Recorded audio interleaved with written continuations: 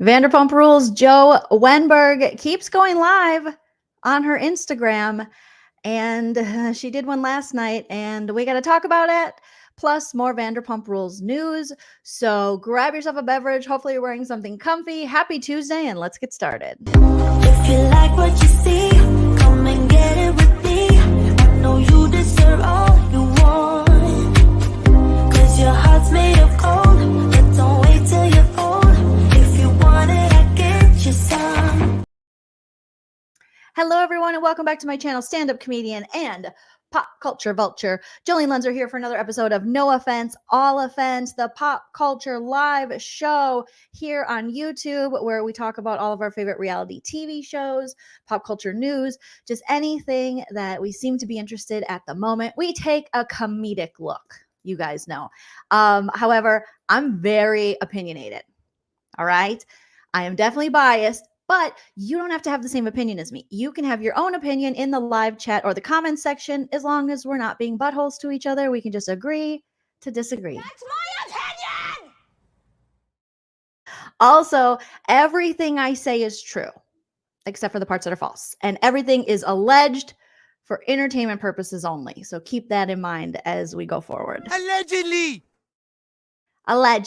All right, you guys. So welcome. Happy Tuesday. It is Vanderpump Rules season 11 reunion part 1 day. And I am nervous because that's just how the whole season has been for me. I'll be going live after the reunion at 7 p.m. Pacific. So that's 10 p.m. Eastern, 9 p.m. Central, 8 p.m. Mountain. Yes, I think that is correct. So make sure you join me for that. I already created the live if you want to go give it a like. Also, if you haven't already, like this live. It helps me so much, and I appreciate it. Also, shout out to my members, and we had quite a few people join the YouTube membership here in the past couple days. So shouts out to, I like your name, Cults Be Colton. They really do. Cults really do be Colton. So welcome, Cults Be Colton. And at Lynette. Oh, is it at Lynette?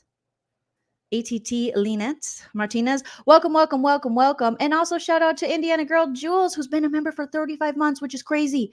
She's not sick of me yet. Thank you, Jules. Jules says, happy Tuesday. So glad I caught today's live. I loved your live from yesterday about Lala. I haven't gotten my rabies shot yet. Better get your rabies shot, girl, because you guys are a bunch of rabid biatches. So we have a fun chat. You guys know, sound off. Please let me know all your hopes, dreams, thoughts, and opinions. If you want to support the channel further, you can do what Indiana girl Jules did, what Cults Be Colton did. And you can sign up for my YouTube membership or my Patreon. Thank you to those of you. I got some new Patreon supporters as well. Thank you so much. Or you can send a super chat while we're live. I'll highlight your comment. We'll talk about it. A super thanks after the video posts. Or you can always hit me up on the Venmo, PayPal, Cash App. Everything is on the bottom of the screen for that. And then all the links to join everything is in the description of this video. Also, if you're in the Arizona area, I will be there doing a show August 8th that we're already selling tickets to. And then I believe my San Diego show is going to be August 10th, and I'll have a link for that very soon. So we're getting some summer dates for some Joleen, that's me, if you didn't know, stand-up comedy. If you want to come see me, I can't wait. I'm really excited. Oh my God, thank you. I love a chunky headband because I am someone who plays with my hair a lot. And so I feel like with a headband, I'm less likely. I'll still do this. I still fluff. I still will zhuzh it up a little bit. Okay, you guys, you know me. You know me, right? Okay, we know each other. Joe Wenberg last night went live on her Instagram. She's been going live very often on her Instagram live. You might know her from this season of Vanderpump Rules. And we've covered a couple of her Instagram lives because they have been interesting, to say the least. Okay, shout out to Joe Wenberg. And last night was no different. Last night, she brought in a friend from Wisconsin. Because Joe, if you didn't know, she's from Wisconsin. She's Midwestern.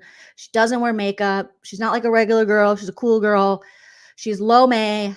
Tom Schwartz broke her heart, but did he? Because she kind of still loves him. So she's in this interesting phase of her reality TV journey where Joe feels lots of things, I think.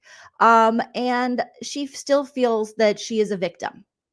Joe is on what we call a victim tour, similar to Sandoval, similar to Rachel Raquel, similar to things Schwartz has done, similar to Lala. You know, it's a victim tour now. This is what we've come to for Vanderpump Rules. We've come to this tour of victims. Everyone is bullying Joe. I will just say, I don't advocate bullying Joe. I also don't think Joe is being bullied as much as Joe thinks she's being bullied. And we will go through this live that I'm going to show you here. And we will talk about it. Okay? Because I've seen this with YouTubers before, where I feel as though Joe might be tragedy pimping. She might be, what do they call that? An emotional vampire. She might be a victim. There's just all these things I'm speculating here. But I feel as though this is going into her branding. So Joe has done a few lives. Now, before we get into this one, I do want to tell you there's a live she did with a kid. I guess it's her roommate's daughter. So she has like 2 roommates. And I think it's a guy roommate. Adorable little girl. She's 10 years old, 9 or 10. My niece is 9 years old, about to be 10. I would never put my niece in the situation she put this little girl in who she's not even related to. I want to go over this live, and I have it, but I have to take the time because I want to blur out this girl's face. Because unlike Joe, no offense, all offense, I think this little girl deserves her anonymity. I've definitely done, videos with my niece or vlogs or things, but I am very careful the circumstances that I put my niece in, and nor do I want to be like a family vlogger or anything like that, because I feel as though at that age, you really can't truly consent to your image being out there. So as much as my niece and my little nephew, Frankie, want to be online with me a lot, because they're like, my auntie's a YouTuber, at this age, they think it's cool. There's going to come a point where they're like, my auntie's a YouTuber. Don't look her up. Way cringe. But at this age, they think it's cool. I can't expose them that much to the internet. Joe had this little girl on her live. She was babysitting her. I haven't even gotten through the whole live yet, where she talked about bullying. And she does this. She likes to bring children up when she talks about her being bullied as a 35-year-old. And she was making comments, which I thought were very inappropriate, around a 9, 10-year-old little girl. Almost, she was like, you guys, and people in the comments were saying, Joe, do not have this little girl. Like, take her off camera. She's like, she's my best friend. And I'm like, oh my God. No, you can't be 35 and have a best friend who's 9 or 10. I get it. I love my niece. She's like a little bestie, but I also am not going to talk to her about adult issues or put her in weird situations. And Joe was like, what do these people want from me during this live with this little girl next to her? What, do they want me to be at the club, like doing cocaine? Don't do that. And the little girl's right there. And I'm like, so eventually we will go over that live. But that live is, I just want to make sure that if we do go into that live, I want to make sure that I take the time to edit and blur out the little girl's face, because Joe will do these lives and then she'll say she's going to post them to her page, and then she doesn't post them to her Instagram. So it seems like it's a lot of, she's looking, in my opinion, again, it's just my opinion, she's looking for sympathy. She's trying to create this narrative that she's the victim. But remarkably, while she's doing this live and she's being bullied and victimized and making sure to highlight and talk about all the bad comments she's getting during the Instagram live, she still finds a way to sell her merch, which I think is that's amazing. If you're that upset and you're getting bullied, you want to talk about bullying, but you're still selling your merch. And I'm like, oh my gosh. But who let Joe babysit? Her roomie. And if I was her roommate, or if I was the roommate's mom, or the little girl's mom, I would be over there pissed. But that's just me. Okay. Sasquatch, thank you so much for becoming a new member. All right, you guys, let's get into it. I've blabbed enough. So we're not going to talk about that live. We're going to talk about the live that happened last night, where she brought in her friend from Wisconsin and talked about her friend's kids and bullying. She keeps comparing her situation and talking about the parallels with her and children being bullied. It's really weird. And Let's just look at it. I said, yeah, I want to tell my story. I was sick of being silent, and I was sick of everyone else writing my narrative. So I finally said, let's go. That was legitness. Yeah. It turned into, who's Joe? Who's Joe? Who's Joe? Who's Joe? Who is she? Who is she? Who is she? Where did you find her? And Schwartz and I were dating, and we tried to keep it like under wraps. 2 hours later. But if you don't know me, you don't know me enough to hate me. Ooh, my. Ooh, my. Yeah, smash that like if you haven't already. DGF says 16 likes to 150. Let's see how many likes we can get. Let's see if we can set a like record during this live. We also just hit 38,000 subscribers, you guys. While we were live here, we hit 38,000 subscribers. So thank you for that. We are getting so close to 40, which was one of my goals. So I'm very excited. All right. Are you guys ready for this? Are we ready for this? Buckle up, buttercups, because let me put in my AirPods so that we won't get feedback. And give me a thumbs up, please, once I hit the play, that you can actually hear the audio on this. All right. This is from last night, Joe Wenberg, Instagram Live. Thumbs up in the chat, please. Oh, thank you so much. Kit, thank you for the super chat. First super chat alive. Kit says, does getting laid off suck? Sure. But guess who's free to catch a midday Joleen stream now? This rabid bee right here. Kit, I am so sorry you got laid off, but I'm also very happy you could join us. I was in corporate America until last August when I got laid off after 16 years with the same place. So I understand the feeling. You will find something better and make a whole bunch of money. And let's put all the good vibes, the good, successful money, happiness, also happiness. Okay. We don't want to just be Lala about it. Let's put the happiness. You're going to find something that is so fulfilling and so you, Kit. And I'm so glad you could be here, and hopefully we can give you some laughs. And it's going to be upwards. Everything's going to be looking what do they say? Everything's coming up Millhouse. Bright sides. So thank you, adorable Kit. All right, let's get started with this. Thumbs up when you guys hear the audio.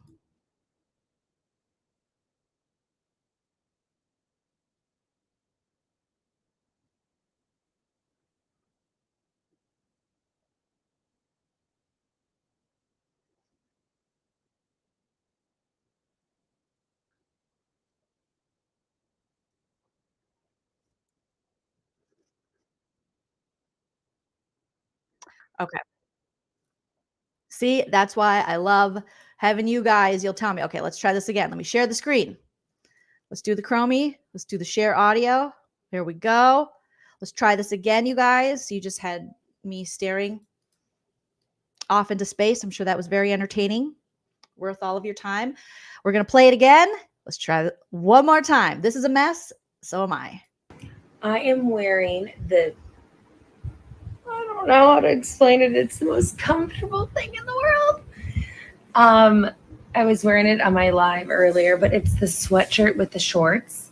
But just imagine going on a national, international TV show and then getting roasted, right? And then finally having a platform and using it for kindness, and then wearing the clothing that I feel is very effortless and easy. And it can be for moms. It can be for, kids. It can be for anybody. Like and by we, I just love the fact that if you want a hooded outfit, great. If you don't, then great. That's fine. If you want Okay, so quick pause. This is actually something else I wanted to show you, but we'll start with this. This was after her live. She went back. Sasquatch, you are such a sweetie. Thank you so much for gifting. Sasquatch just gifted 10 memberships to my channel. That is unbelievably generous. Oh my goodness. So let me know in the chat who got the memberships. It's always fun to see. Let me see if I can see if I put my YouTube on. It looks like, we got Miss T got a membership. Haslong Hits fan got a membership. Nicole got a membership. Valerie got a membership. Janet got a membership. Naomi got a membership. I think I said membership. Annie got a membership. Nicole got a membership. Rory got a membership. That was so sweet. What you guys are just starting this live out amazingly. Thank you so much. All right. That was amazing. That was amazing. More to come for members and Patreon supporters. Okay. So this was after her live. And then she again is like, I got roasted. Okay. And she's on an international show. So we'll listen to this. It's a minute. We'll just start over since I thought we were into the live. So this is after the live. She's again selling her merch after doing a live that was supposed to be about bullying, but you will see that it was really not about bullying. This is what she had to say. And I just put the Schwartz in the back because I imagine he's just, it's ironic that Schwartz was the one telling Katie last season at last reunion, you better stop talking about Joe, you're going to get a cease and desist. Sir, I think you're going to be sending out a cease and desist to Joe. And I am all for Joe exposing Schwartz. I wish she would do more of that, but it seems right now she's sprinkling a little in and then going back and forth. But very ironic that he's like, how dare you, Katie, call her creepy or call her spooky. And now Schwartz is texting her saying she's strange, to stay away from him. Quit this weird online behavior. Looks like hashtag Katie was right. Katie called this shit. Okay. One more time and then we'll go into the live. I am wearing I don't know how to explain it. It's the most comfortable thing in the world. I was wearing it on my live earlier, but it's the sweatshirt with the shorts. But just imagine going on a international TV show and then getting roasted, right? And then finally having a platform and using it for kindness, and then wearing the clothes. Okay, she understands. Okay, is she using her platform for kindness? I don't know. That's subjective at this point. But I tend to believe, and we always talk about this, the people that say that they're kind are often the least kind people. When you're kind, it just shows. You don't have to say it. I don't have to get on here and be like, I'm so kind, guys. I'm kind. You either will think I'm kind or you won't. But the more I have to sell it, the more I'm not it. Also, most people think of that as like a point of like respect, and you made it if you're getting roasted. And I mean, they just roasted Tom Brady, girl. They ain't roasting you. Nobody is roasting you, ma'am. Not even me, really. A little bit, but not really. We're still, we got little soft hands when we're dealing with you over here. Sinister Girls, thank you so much for the super sticker. Appreciate you. And also, she points out a lot during this live and during this little thing that she's on an international TV show. Somebody sure is proud of that international TV show. Clothing that I feel is very effortless and easy. And it can be for moms. It can be for, kids. It can be for anybody. Like and by we, I just love the fact that if you want a hooded outfit, great. If you don't, then great. That's fine.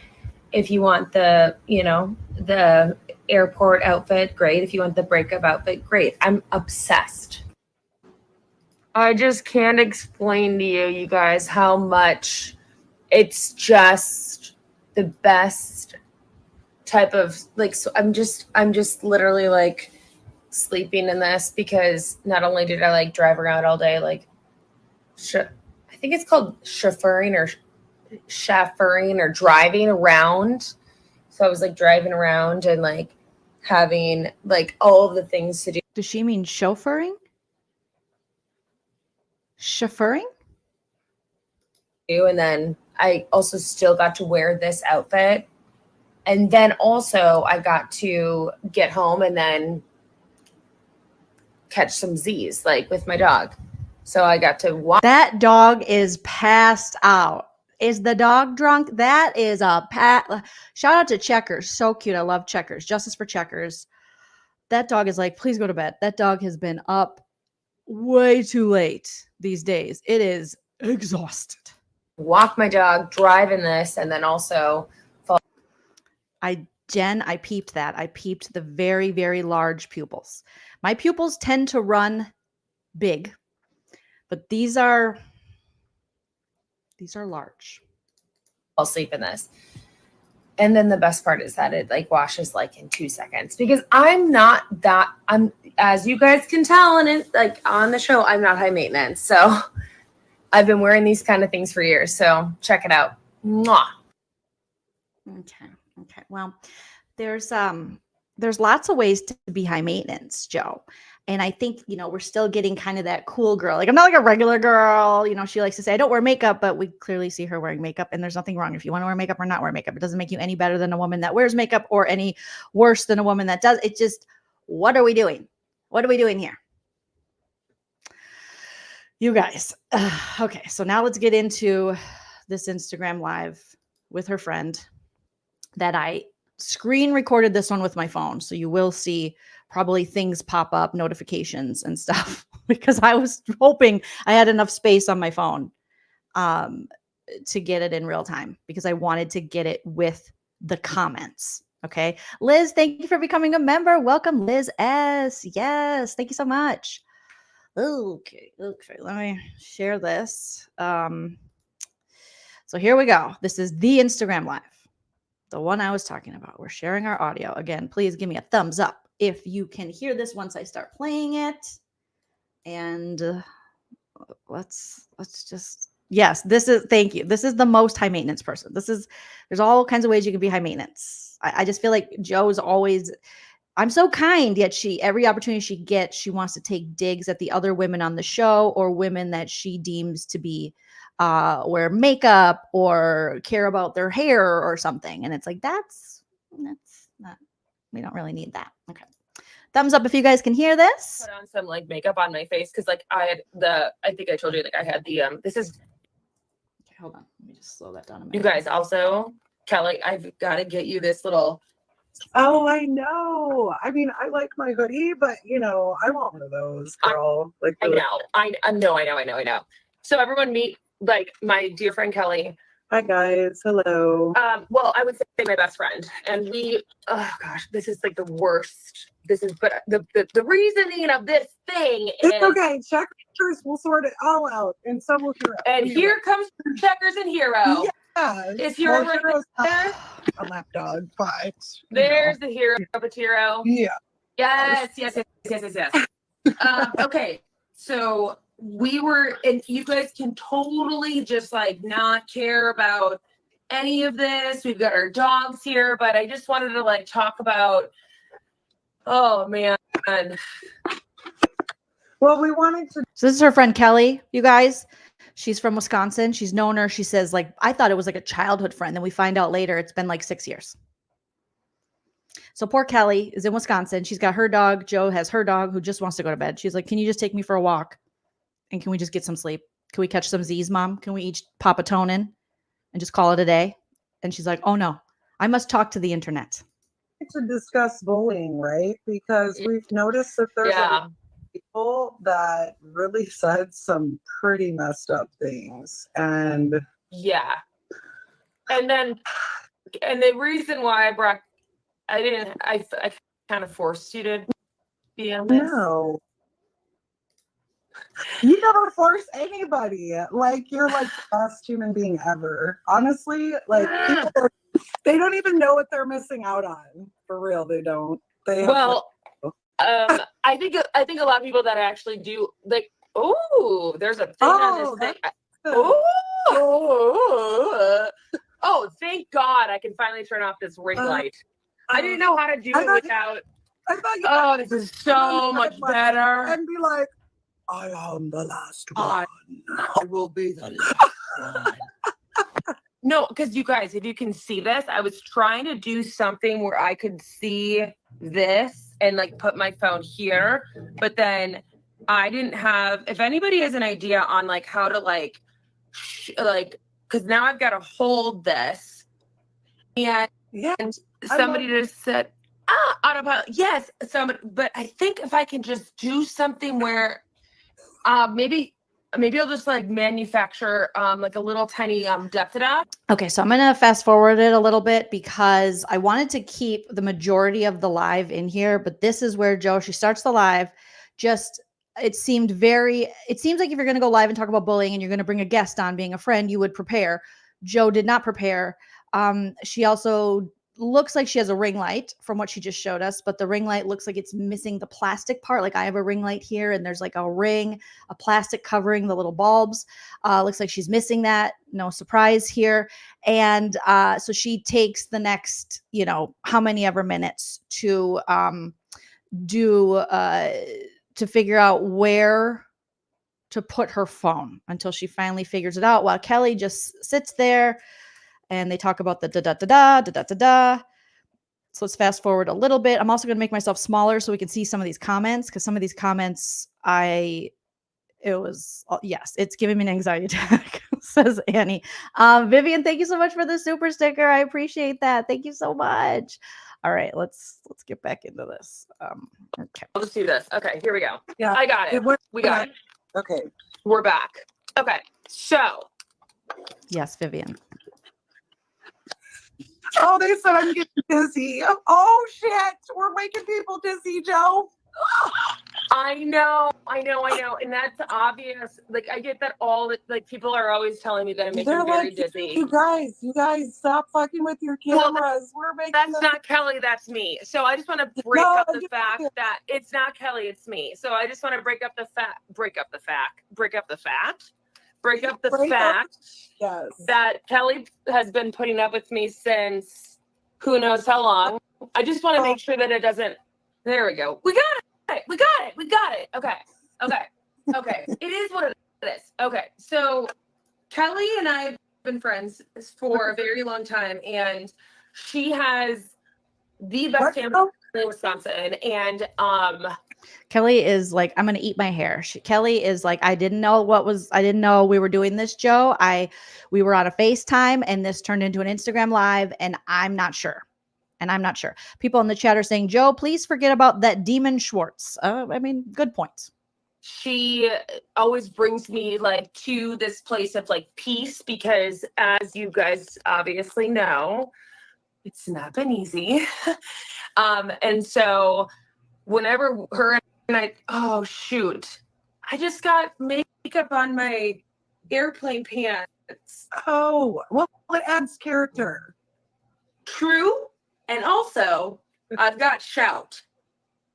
Oh. Shout it out. Shout it out. Yes. Yes. Yes.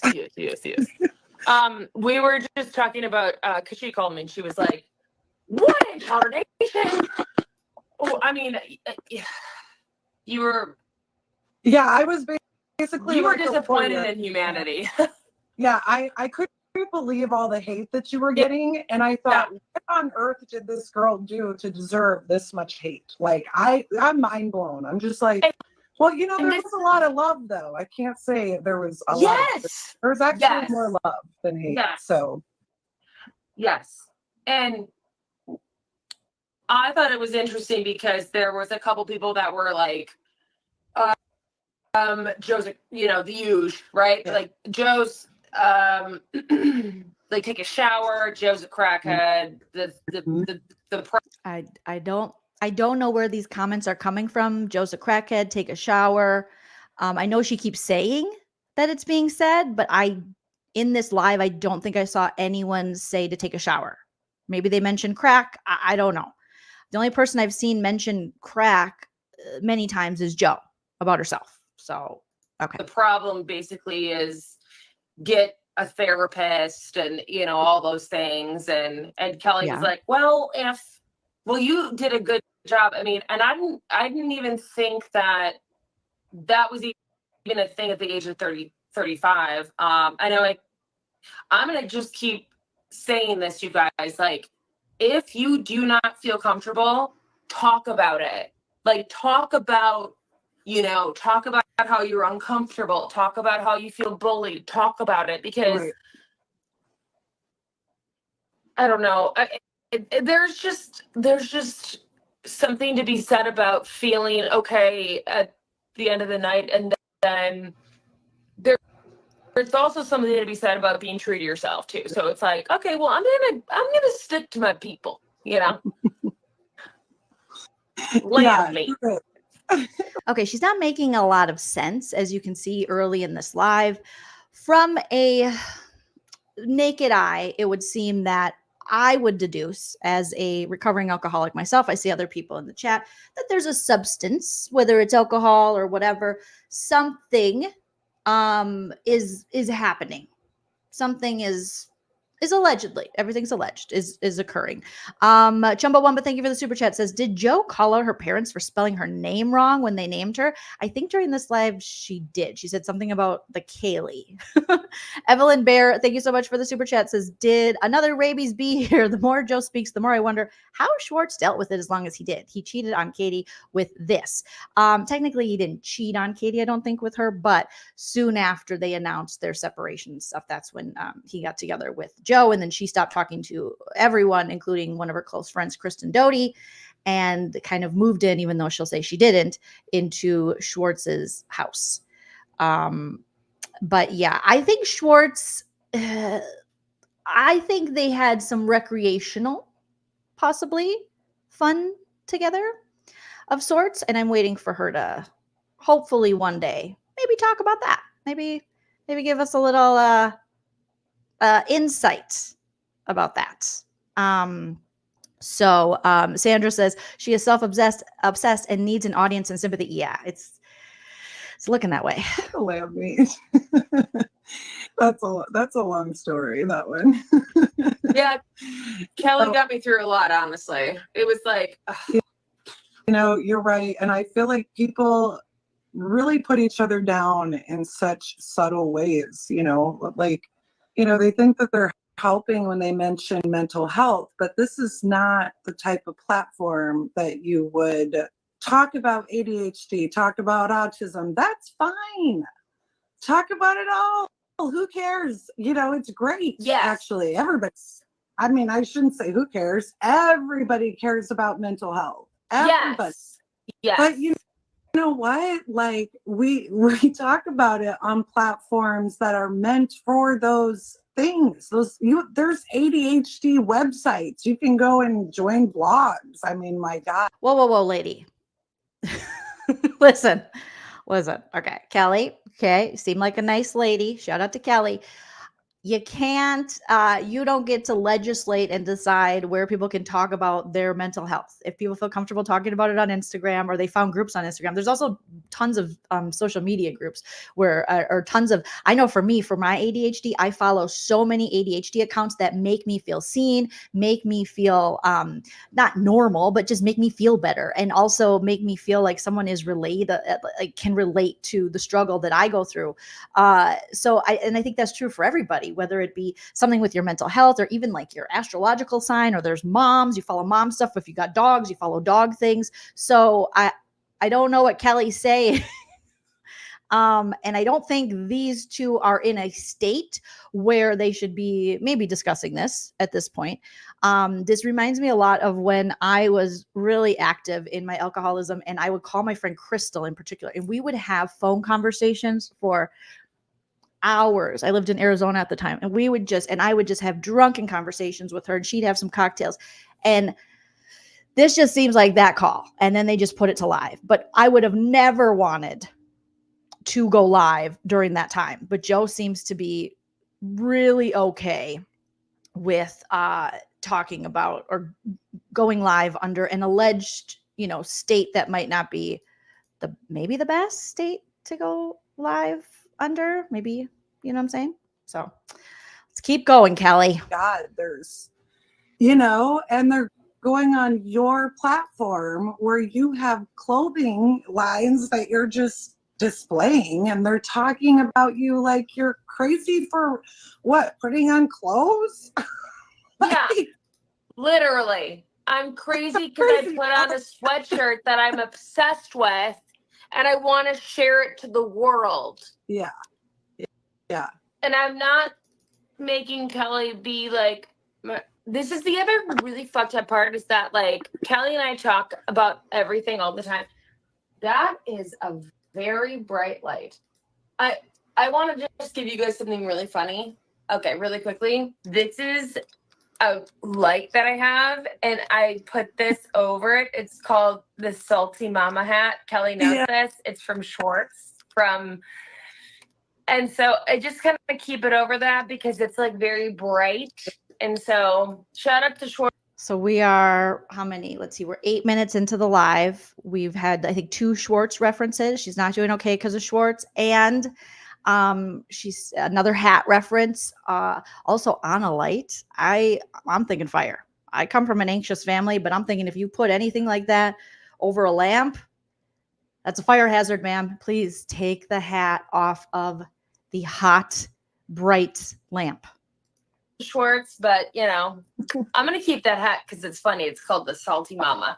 No, I think that I really want to just understand why people don't understand, I guess, like myself or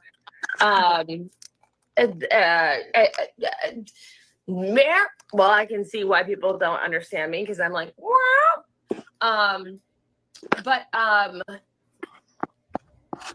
Well, when I'm getting broken down on like people talking about my mental health, in my mind, I feel like there's got to be something wrong with that because again, Joe, you're the only one that's talked about your mental health, baby girl.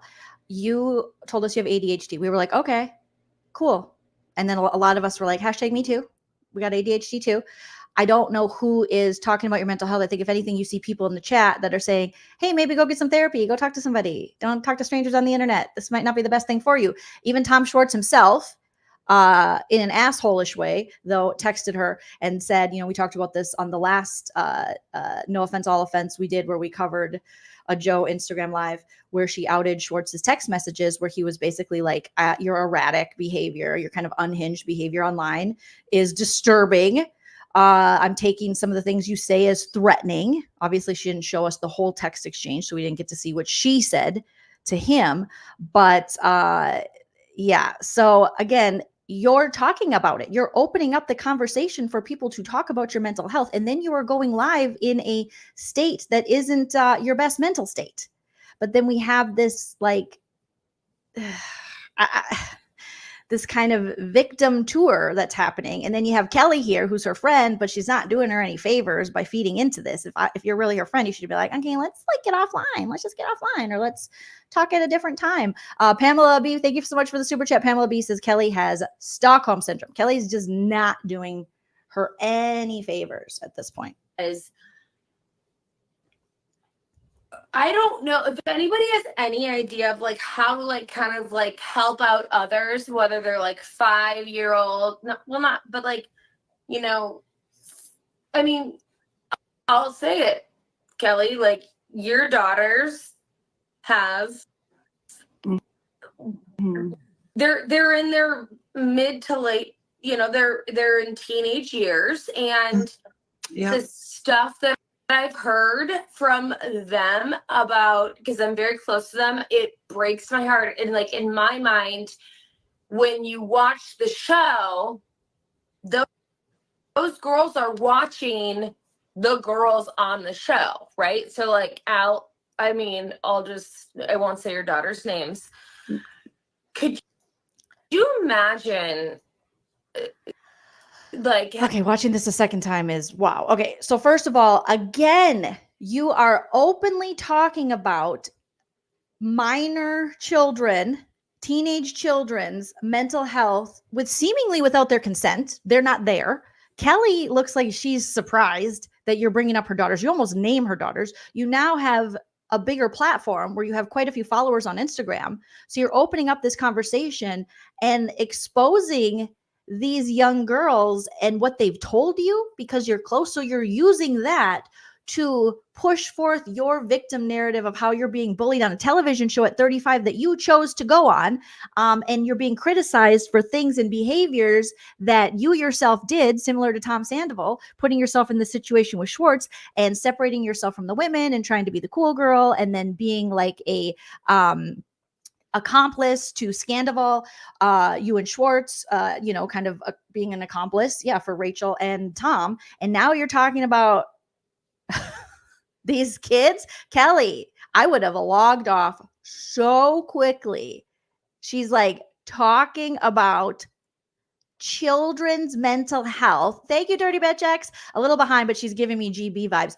It's not healthy, Dirty Bitch. It is not healthy. Like I said, we've seen people on YouTube behave this way. So this is the only, I don't know if I've seen a reality TV personality behave this way. I've seen YouTubers behave this way. Chumbawamba, thank you so much for the super chat. Chumbawamba says, I'm not judging the erratic behavior because I can relate.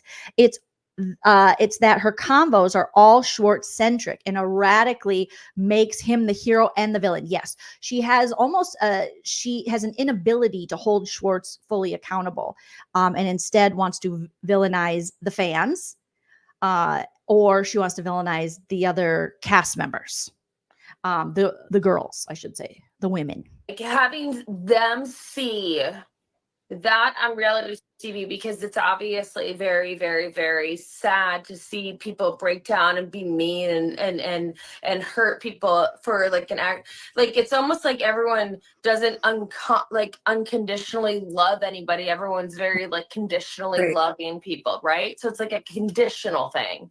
So I think in my mind, it breaks my heart to see not only people that will talk to me about, because I do have a platform. So it breaks my heart to see people not only on the ages of like 16 all the way up to like. Also, if you watch these comments, this person says in the comments, teenagers and 20-year-olds watch VPR. Maybe their moms. Like, I don't know any teenagers who watch Vanderpump Rules. Maybe there are some that watch with their moms, but the majority of the audience, I'm going to say, are adult women, probably in their 30s to like 60s. I don't think they have a huge demographic of teens watching this. Not that I know of, unless they're going back and watching with their moms. But she's acting as though, again, we've heard Jo do this quite a few times, where she's like, people are looking up to me. They're looking up to me. And they're watching this happen. Yeah. Honestly, like 55, 60 years old, and they're like wickedly, like massively sad. And I'm looking at these messages and I'm seeing. Okay, so now trigger warning. Self-harm, things like that. She's now going to expose the mental health and ideations from a fan. So there's a complete lack of boundaries. And I don't know, there's probably like a psychological term for this. There's probably a medical term for this, when somebody, for lack of a better word, weaponizes or uses other people's trauma, especially strangers, and uses it to kind of push forth their own narrative about themselves, or to kind of heighten their place in the world, I guess. So she's going to talk about a teenager who allegedly reached out to her. And at this point, you're right. Always like, that lady she is just like, what did I get myself into? So here goes Jo. It's crazy. I don't want to cry, but it makes me sick to my stomach because I'm getting ripped, and then you're not getting ripped. It bothers me that these people on the show are not taking. Well, I think what bothers me is we should really flip the script, I think, a little bit, especially because you have children from the ages of like 6 to 20. So it's like. Yeah. And I feel like, I know there's, this whole bullying factor. It's like, there's how many millions of people a year die from suicide, like we need to be more aware of the things that we say to people. How the hell did we get here? How did we get here from the breakup and Schwartz to now we're having just an unhinged conversation about a very serious topic? Please leave the children out of this. The children do not. This is not the advocacy the children need. People and how we say it to them. And even as adults, like it's not even just kids, it's adults too. I've seen a lot of it where, oh my gosh, they're pretty ruthless. Like, and I'm not like expecting people to be a certain way by any means. Like they can speak their mind and that's okay. that's good. We want to be transparent with our thoughts, but yet, you know, Okay, so people in the chat are starting to make some great points. Rusty Toddler, thank you so much for that extremely generous super chat. I appreciate that so much. And I just love looking at you, little doggy, you little doggo. I got my little pups here. Where's Buffy? She must be. Sometimes she likes to crawl back into bed, but I got Teddy right here. And then sometimes she blends in with my little fur rug. So thank you, Rusty Toddler. So this person asked quite a few good questions throughout the live. Like, did you ever think about, oh, wait, no, let's see. What did they factor? Next It's comment. like, you know, there's how many millions of people a year die from suicide? You know, like we need to be more aware of the things that we say to people and how we say it to them. And even as adults, like it's not even just kids, it's adults too. I've seen a lot of it where, oh my gosh, they're pretty ruthless. Like, and you I'm not like expecting people to be a certain way by any means. Like they can speak their mind and that's okay.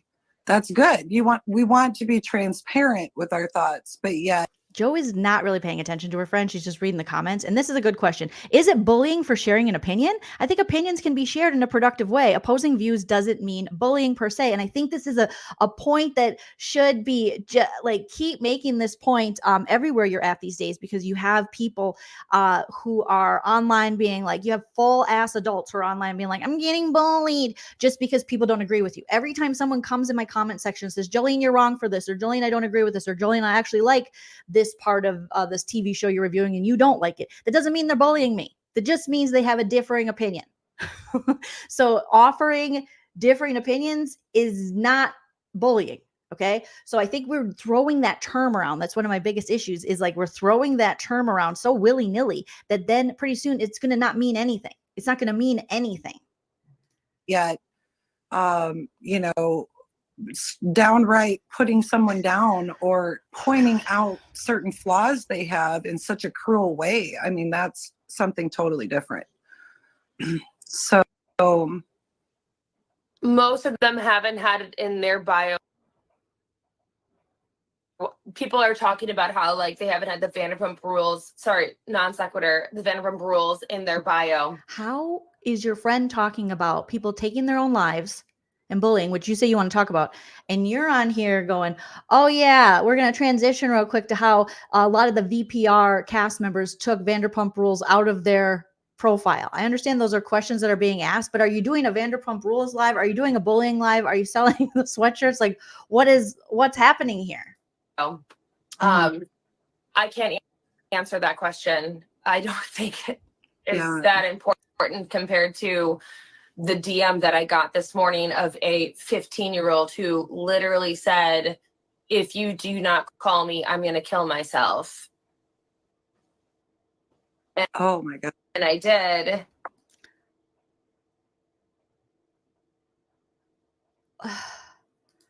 What? First of all, lack of boundaries. Second of all, don't call that person. Third of all, report it. I was just like, this live was everyone who was, I saw other like Bravo content creators in it, and everyone I can imagine. I talked to a few, but they're just like, this is what we're doing now? It is just so inappropriate. And she just keeps bringing up these situations of children's mental health. And I'm just like, well, how much of it is true? A, because this is all over the place. And B, why are you sharing this information? And why aren't you like contacting the police or contacting, you can report things like these to Instagram so people can get like a wellness check or something, make sure the person's okay. But literally it is shocking. Joe desperately needs a friend to check in on her. Any friend who is just like, this is Joe, she's great, she's quirky at this point, is not doing her any favors. Whatever's going on, and we can all speculate, we don't know for sure, but I know what this looks like. I know what it looks like, and it doesn't look good. And the more she includes like children, it's not good. Okay, let me just get this to. All right. And now I believe I cannot speak on behalf of that, but that's how close I am to the people that I see and hear. See, this is dirty. This to me is dirty. This is dirty. What she just said is so freaking dirty. She used this alleged teenager that she's made up. I don't know, to push forth how great she is. It's like delusions of grandeur or something, like this is how important I am. This is how good I am. This is how close I am to my fans, my people. Why would you say that? Why? That part to me, we're going to listen one more time. That's where I'm like, oh, you lost me there, girl. Kill myself. Oh my God. And I did. And now I believe I cannot speak on behalf of that, but that's how close I am to the people that I see and hear.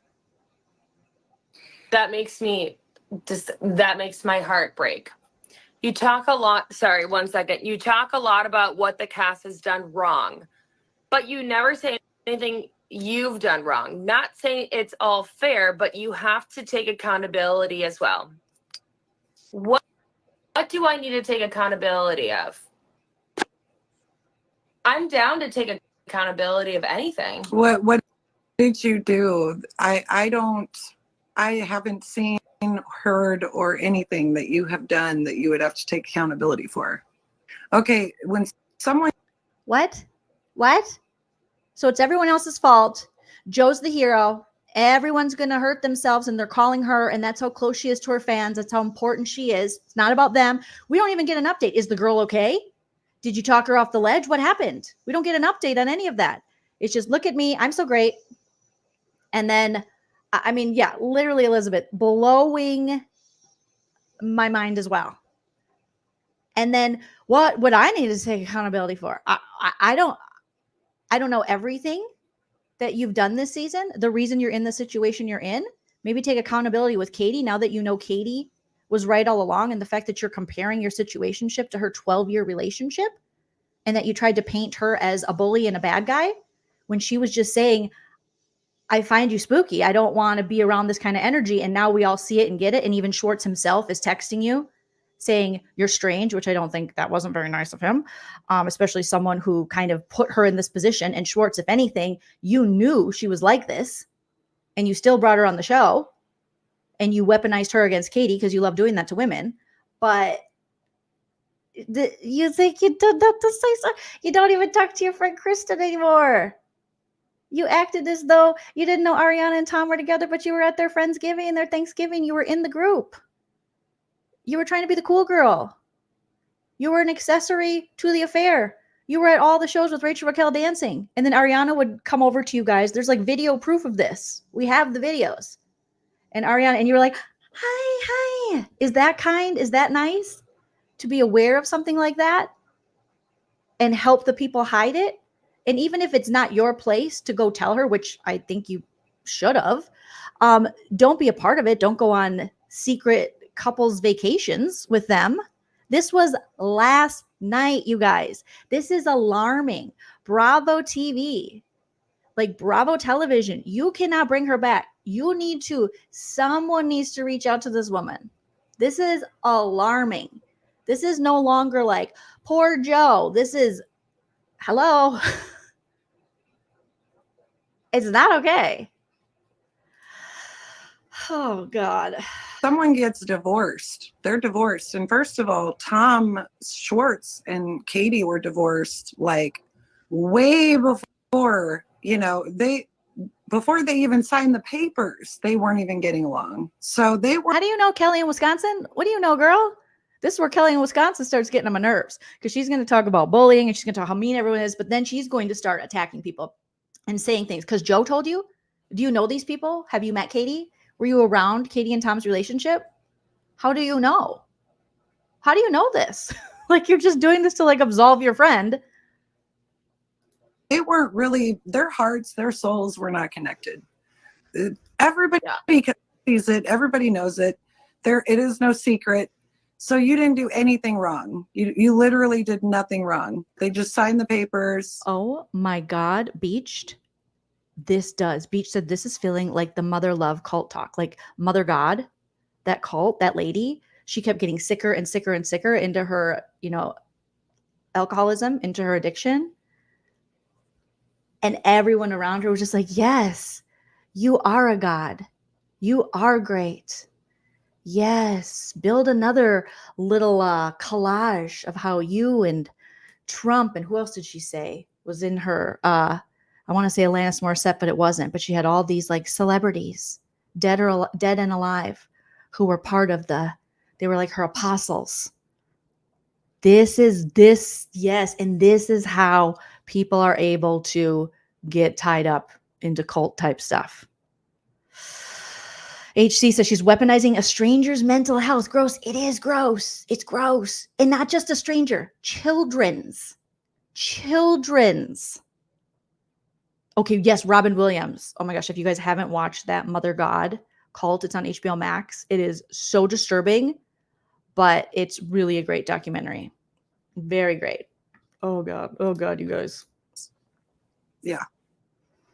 So I don't know what you have to hold yourself accountable for. I guess I'm confused on that.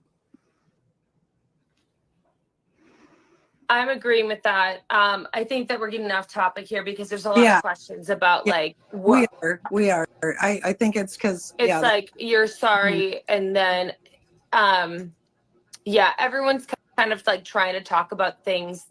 Shame on you for loving a human. Thank you, Amanda Rose's life. Shame on me for loving a human. Yeah. Oh, Thank so you. I mean, like Amanda, stop it. So now she's like, right, all I did was love Schwartz. No. And okay, so Annie puts in the chat transference, and just looking up, I wanted to look up the definition of transference is a phenomenon within psychotherapy in which repetitions of old feelings, attitudes, desires, or fantasies that someone displaces are subconsciously projected onto here and now person. Traditionally, it had solely concerned feelings from primary relationship during childhood. So it's the redirection to a substitute, usually a therapist, of emotions that were originally felt in childhood. Interesting. So are you saying Joe is kind of doing this sort of thing?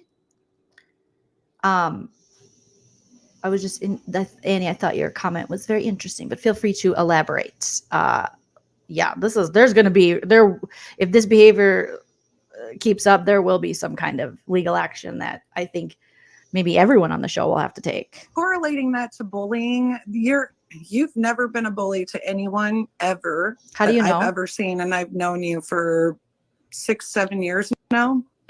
I've literally never seen you bully anyone. I haven't seen you do any of these things that they make you out to be, So I don't know why you'd have to hold yourself accountable for that. For what? Being a good person? For what, being a good person? This person said, you also told Lala you had no idea Tom and Ariana were even together, but you ate dinner at their house. I just feel like you contradict yourself a lot. So people in the chat are starting to call this behavior out. And she's not liking that. Thank you, Evelyn Bear, for the super chat. Evelyn Bear says, she is saying Joe and Schwartz were hooking up before the paperwork, as Joe let slip herself. Joe has no morals at all, but then wants unconditional love. Oh, goodness. Everyone that's posting like, I'm sorry, but like everyone that's like saying things, I'm listening to them and they're like, girl, be you. And they're like, it's okay. And it's but I didn't know how to handle anything. Yeah. Why are you so funny? And how come you're just like the coolest chick ever? Like, hold yourself accountable for that. Jeez. I know, but I think at the end of the day, like, it's like, it was real. Oh my gosh, these people are. Oh my gosh, Kelly, we're not helping our friend here. Thank you, Dirty Bitch. says still behind, but you are a star. Oh my gosh, thank you at reviewing her. I mean, I saw this last night and I was like, we got to talk about this. This is next level. 2024 is weird. I mean, we all know our friend Cat Williams warned us about this, but he said they're coming out and toxic people. Toxic people are trying to get things. They're not being toxic for no reason. They're gaining something out of how they operate. That's why they operate like that, because they get something. As soon as you find that out, you'll be able to cut off what they're getting, and they will leave. Yeah. In my opinion, Joe is getting sympathy. Therefore, that's selling the product. If she can label herself a victim, if she can label herself the bullied, and just like so relatable and everyone's mean to her, whether it's the cast or the audience, then she can sell her things. You know, we'll talk about that in a little bit, but if we even look at Joe's like living situation and how quickly last time she had nowhere to live and had to move in with Schwartz, and now she's living with 2 roommates, which, okay, no offense, all offense. Sometimes, you know what I mean? Like roommates, all right. But then people are saying, I have heard talk about her having a GoFundMe previously for her dog's eye. There's just a lot of interesting financial insecurity she's gotten into, and life is hard and all those things, but it seems to be kind of a pattern for her. And now it seems like she's monetizing this. And this interested me because I have seen YouTubers do this, but I really haven't seen a reality TV person do this, like, not like this. So, oh god. Gosh, but correct. Yes, thank you. Thank you, everyone. Joe, are you neurodivergent? What does that mean, Kelly? Okay. So we are going to sit up here and we are going to talk about, you know, I'm ADHD. And she used that. I feel like she weaponized it as a woman with ADHD myself. I feel like she did us no favors, blaming her behavior on ADHD and things. And not everything. I don't think all of your negative traits or things that people deem negative traits, you should blame on that. I do think there are things that when you have ADHD, you know, the symptoms and things can manifest and show up differently in people. But I don't think it's fair to just go, oh, I have ADHD, or oh, I'm this, or oh, I'm that. It's like, no. Okay. And the fact that she's so pushing, she was the first one. Nobody said, no one diagnosed her. She told us I have ADHD. And she tried to use that as an excuse for some behavior. And now she doesn't know what neurodivergent is. But she's like, how do you guys know I'm not getting help? Well, I know you're not getting help because you don't know that ADHD, you would be considered neurodivergent because it's a neurodevelopmental disorder. And it's about how you process and take in information. Literally, the definition says neurodiversity is a term that refers to natural differences between people. Scientists believe that ADHD is caused by the unique structure and chemistry of the ADHD brain. So now we're going to hide behind this and we're going to put it out there, and the rest of us with ADHD are like, don't lump us into this shit. That doesn't explain the Schwartz stuff. Like, please stop, ma'am. But she's like, what's neurodivergent? I'm like, oh, Lord. Oh, Lord. Oh, Lord. I do wonder, though. Monkey Love makes a good point. Acting like she don't know what neurodivergent is. We do know that Kaylee Jo Wenberg went to very good colleges. Now, I know that doesn't necessarily translate into emotional intelligence or intelligence at all. But how much of this, again, are we seeing this dirty Joe, I call it, similar to the dirty John phenomenon, where she might be coming in and manipulating people? How much of this is put on? How much of this is an act of addiction? How much of this is mental health? How much of this? I don't know. But I got questions. ADHD could explain a lot of things. You know, it could explain the movement. It could explain the scattered thoughts for sure. But there's more going on here than ADHD, in my opinion. Again, it's just my opinion. That's it. And if you don't know the basics about ADHD, but you want to now have these conversations and you want to use that as like an excuse for your behavior. I mean, you might just want to like know what that is. It's okay. Like, I feel like some people might say, I don't feel neurodivergent. I think HC in the chat was like, I don't feel neurodivergent. And you don't have to. Like, it, you know what I mean? Like, just because a scientist, you know, however you choose to identify or label yourself or not label yourself, that's up to you.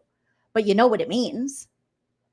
Sindel says, preach. I have ADHD as well. Mental health issues are not an excuse for lame behavior. Most of us are functional adults who find ways to manage or mask. And it also doesn't help with the stigma that goes along with ADHD that we are, especially in women. In women, it sucks because our whole lives we're kind of labeled as like flighty and we don't care. And, oh, we're irresponsible. You know, I still get this to this day, yet I think of myself as pretty responsible. But there are certain things in my ADHD that, you know, like time blindness, things like that, where people go, oh, Joleen, you know, and especially when you're undiagnosed. And a lot of women get misdiagnosed when they have ADHD.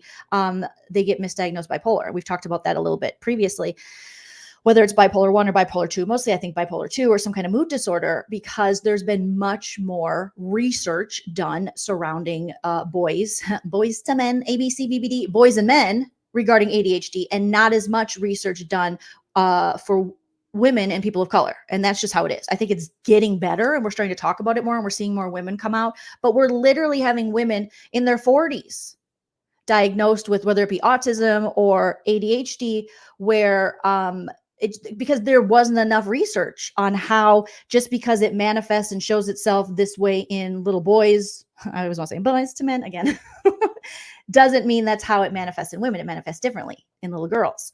And so it's an interesting conversation, but it's not one I think Jo should have. And I think it's an insult to all of us that she is kind of using this as a crutch. And she's also not helping with the stigma that follows people that live every day with ADHD. Ugh, Jo. Divergent. That's I've heard of it before, but I would be lying if I said I really knew what it was.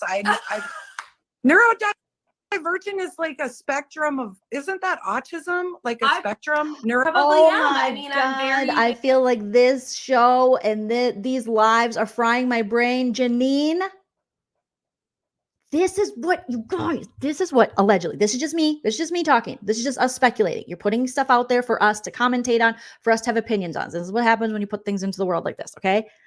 Her father is a doctor.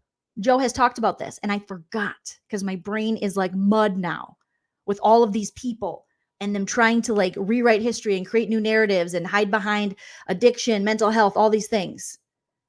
Yes, her father's a doctor. I don't want to believe she's like a dirty John, but all signs are leading to Dirty John. Or is it TV rots your brain? Maybe she just watched too much Vanderpump Rules like me. TV rots your brain. But her dad is a doctor and her mother was a teacher. Jo. And she went to fan-frickin-tastic colleges. St. Thomas in Minnesota, the private school, we talked about this on a previous No Offense, All Offense. It is such a good school. It's so good. And you got to be smart and you got to have money. And then she transferred to another good school where you got to be smart and have money. It's looking dirty, Jo. It's looking dirty, Jo. And despite all this and all the trauma of being bullied on this show on an international platform, buy my sweatshirts, buy my joggers, buy my airplane, buy my breakup thing, buy my hat. You want me to do a restraining order? Or not a restraining order. That's from my impression video. Freudian slip. You want me to do a cameo? If you missed the impression I did of Jo, I did a little parody video. And I said she was going to read her restraining order from Schwartz, which she doesn't have. That was just part of the parody. We were heightening it with comedy. And I said I would read the restraining order when I was acting as Jo to in the cameo to your mothers, because she was selling Mother's Day cameos to people. It's coming off Yeah, this is coming off scamtastic. Oh my God. Thank you for you guys checking out the parody video. Be very specifically exactly who I Yeah. am, and then what you see. But I don't know. But then I feel like everybody on the cast says the same thing too, right? So it's like, Well, if you look at it, we all have some form of like neurodivergence, right? Like all of us. Yeah. So there's people in the chat like, no. Again, you have a platform here. And if you're going to put out misinformation, and you both should just say, I don't know what it is. You both have clearly just said you don't know what it is. So now move on. You don't know what it is. And people are like, no. I don't know how to. I don't know. That's why I'm like, what is neurodivergence? Like, This lady's saying, please don't label neurodivergence with autism. can somebody look? Can somebody look it up? Girl, get a Google. You went to really good colleges. Call your dad the doctor. Call your mother the teacher. Joe, can you speak in the talk that your legal name is Kaylee for something along the lines, and that you were mean to people in high school? Oh. In high. My first name is Kaylee, but you spelled it incorrectly. It's Kaleigh. High school, everyone's very, very triggered and very. I was in high school between 2002 and 2000. So someone came in and said, can you speak to the fact that you picked on people in high school? I don't know how this person knows that. People have been coming out of the woodwork too on Reddit about going to high school with Sheena and trying to spill the beans. So now she said, people in high school are very triggered. What?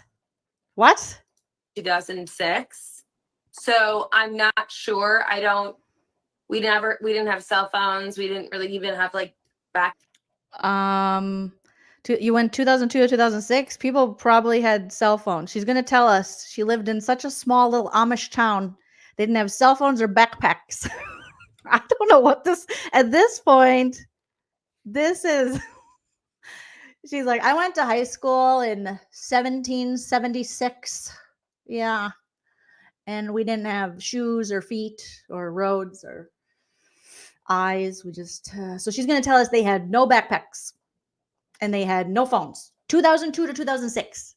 MySpace, Facebook, like these things existed around those times. You most certainly did. Now me, I went to high school 1994 to 1998. People didn't have cell phones at that time. Maybe some like, I don't know. I didn't know anybody. One time my mom drove her friend's car or somebody's car, and she picked me up one day and I had one of those car phones a la Zach Morris that had like a cord in the car. And I was like, oh my God, we're rich. And she was like, it's not ours. And I was like, oh, we're still middle class. Okay, cool. So I don't know what she's saying here. Specifically exactly who I am, and then what you see. But I don't know. But then I feel like everybody on the cast says the same thing too, right? So it's like, well, if you look at it, we all have some form of like neurodivergence, right? Like all of us. What? Yeah. I don't know how to. I don't know. That's why I'm like, what is neurodivergence? Like, no offense, but Kelly looks like the type that's gonna like put rocks on open wounds or something and be like, this will solve it. You know what I mean? I just don't know if I can trust her having this medical conversation. Okay. Like she's like, yeah, just I got some fairy dust I got down at the flea market. Yeah, some lady was selling fairy dust. Just put that over an open wound. That'll close it right up. Yep. Can somebody look, Joe, can you speak in the talk that your legal name is Kaylee for something along the lines, and that you were mean to people in high school? Oh, In high. My first name is Kaylee. Do you remember? Aww. See that like condescending, like, aww. Joe, that's not kind. But you spelled it incorrectly. It's Kaleigh. I will say, if anyone here is any of the people that are in her chat making like rude comments to her or kind of calling her out, or not even rude, but just like anything, don't, because you're feeding the monster at this point. Because this kind of behavior, they feed off this. They feed off of it. So I hope, now I'm wondering, am I feeding her? Is she going to use this? Oh God. we might all be feeding her. High school, everyone's very, very triggered and I was in high school between 2002 and 2006. So I'm not sure. We didn't have cell phones. We didn't really even have like backpacks. We had to carry our books, like, small town. If I were a bully to anybody, I don't believe that I was, but I think I was bullied massively, but I want everyone. Okay. Kaylee Joe, of course you were bullied massively. You could never bullied anyone. I believe at some point all of us were bullied and did bully as children. That's kind of how I see it now. But not Kaylee Joe. Not Kaylee Joe. Never, but she was massively. I'm going to need someone from this small town in Wisconsin where they don't make backpacks to come forward and tell us, was she bullied massively? Multiple, massively.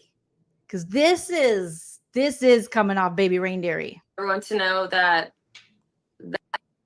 resonates with me, and that's why I'm putting myself out here to say, like, listen, whether you're in a 16, 17, 18, 19-year-old or even an 11-year-old or even at this point I'm taking screenshots of comments because there's some really good comments happening, and my idea was to add it to this video, but I didn't have enough time, so you'll see screenshots. Apologies. Anything like that.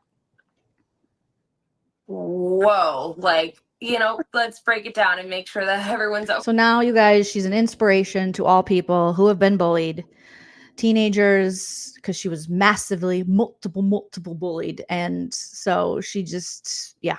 Okay, like, I want always be weary of people who are always the hero in their story. If they're always the hero in their own stories, that's a huge red flag. On an international platform. I didn't know I was a bully in high school, but okay. Wait, what did she just say? Make sure that everyone's okay. Like, I went on it. Anything like that.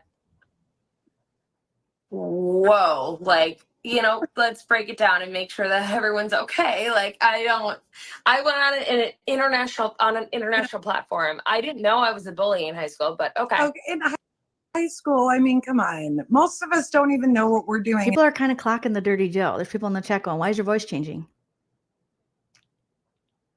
And I'm not trying to say that people shouldn't be held accountable for that, but we've all either been bullied or been a bully at some point. Like, literally all of us. So I'm not trying to, sweep it under the rug or anything. And I think that it's just, yeah, would an apology really help?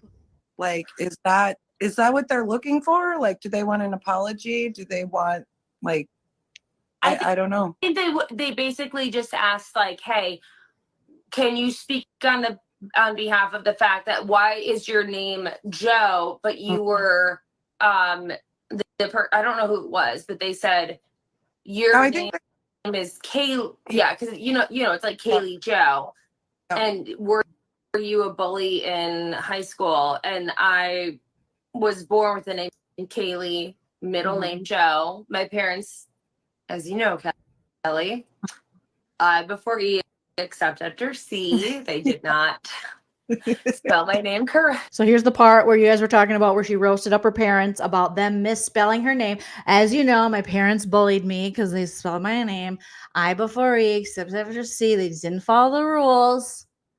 So I was massively bullied for the I before E except after C that my parents didn't follow correctly. So it just came down to I went by Collie, Katie, Callie, most of my life, and then my parents spelled Jolene wrong too. It's supposed to be E-N-E. I'm not gonna start a victim campaign about it. My mom just liked E-E-N because she's Eileen, E-I-L-E-E-N. So she wanted a Jolene, J-O-L-E-E-N. Okay. Yeah. It was like my parents were finally like, you're just a Joe. Like, let's go with the middle name, Yeah. Not a Joe. Not a Joe. I'm a Joe. My family calls me Joe. My little niece and nephew will call me JoJo sometimes. Yeah, and I mean, I respect someone who's gonna mention high school bullying. I do. I just feel like, that's really something that we should be talking to our kids about more than adults that are trying to address bullying. Like, I feel like if people are acknowledging that bullying's a real thing, your debates and your knowledge wouldn't really go Sorry, well. Samantha Huffstetler just said. Kelly, don't even talk. You're just here for when Joe says, I'm great, right? And then you say, you're great. She's not listening to you. Kelly's trying to have a whole conversation, and Joe's like, hold on. This person just said this about me, and this is about me. No wonder she got along with the Tom so well. This is the Joe Show. Just said people are really reaching here. They're talking about her high school. Thank you. I'm 35. Yeah. Yeah. Like, yeah, it is. It is. You're 35, but you're weaponizing high schoolers' mental health. You literally just got done telling us about multiple high schoolers and their mental health seemingly without their consent, and using it to show what a great person you are. It's reaching. That's a good word for it. Yeah, It is. Yeah, and she called it. She's like, people are really Pamela, you stop it. She's so kind. Stop it. She's kind. reaching out, reaching, because it's almost as if I were to talk about my, I didn't know that my middle name and my first name were such a big deal, and I didn't know that these things bothered so many people. I didn't know that They don't. My dog having one eye made me a bad dog mom. It I mean, I doesn't. got so much hate for that. And it's like, it was just. Where did you get hate for the one-eyed dog? The only thing we said is you manhandle that poor thing, and it is tired. It's sleepy. These late nights are the dog you don't like. And you grab it and you're like, rah! But we didn't say nothing about the one eye. What is she talking about? Where's the proof of this? There's all these accusations and claims that are being made, and we have zero receipts or proof. Glaucoma. And I couldn't believe how bad, you know what I mean? It was kind of okay. It was just people kept asking this question. Can you address the call with Kristen's brother? What really happened? I need to look into this, because there was a call with Kristen Doty's brother? I'm so confused.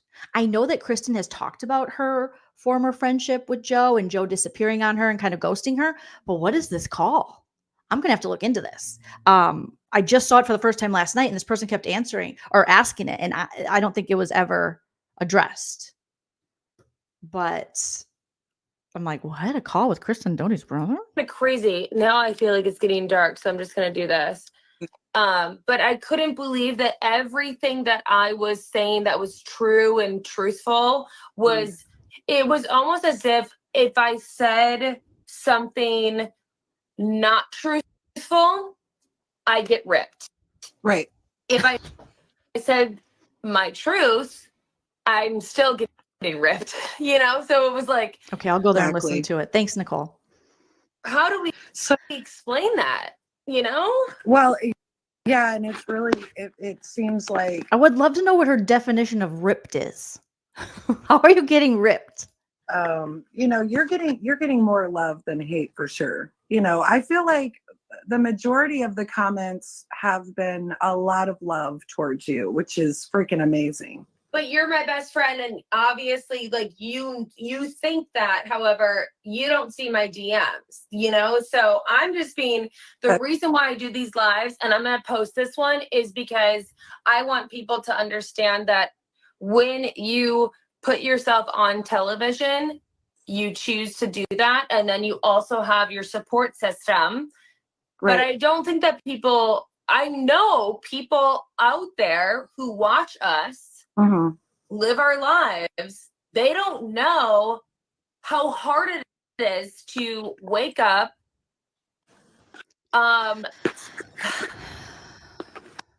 Well, and get let's just say you go to your 9 to 5. So it's just wake up. So just waking up. It's so hard to wake up after we party. We get paid to party and go on the show. I'm really tired of these reality TV people trying to tell us how hard it is to be them when you literally voluntarily you didn't have to do this. You've been on the show for 0.5 seconds. You're not even a main cast member. You've been in a couple episodes. But what do you want us to do with this information? If it's so bad, stop. If it's so bad, don't be on it. if it's not fitting like this? Or why aren't you like showing us any of, like, how do we know any of this is true? And again, it's just like, oh, you don't understand, you guys with your 9 to 5s. You don't get it. Huh? Lady. She's like, and it's so hard to wake up because you like to sleep in because you guys are partying. Vanderpump Rules has always been a very party-centric show. Everyone there has always been big into partying. Some of them are sober now, but not as many as still party. 9 to 5, and then at the end of the day, oof, you got a lot more going on. You know, it's like, wow, people really break your spirit, basically. So I'm really loving the people that are like enjoying, like, this is from Joe My Gosh, shop Joe My Gosh, like things that I wear all the transition is next level. You're like, oh my God, you don't know how hard it is. I get these DMs, these messages, but shop Joe My Gosh, this is so comfy. It's just screaming scammy. Kristen said, Kristen Ferrulo says, Kristen Doty said Joe called her brother when he was in town and said she and Kristen were on a friend break and tried to make plans with the brother while he was staying with Kristen. What? Oh my gosh. Baby girl. We're always picking the penises over the vagines. Always. We're always going pro penis. You ghosted Kristen to stop being her friend, but you're like, hey, the brother. I mean, it tracks.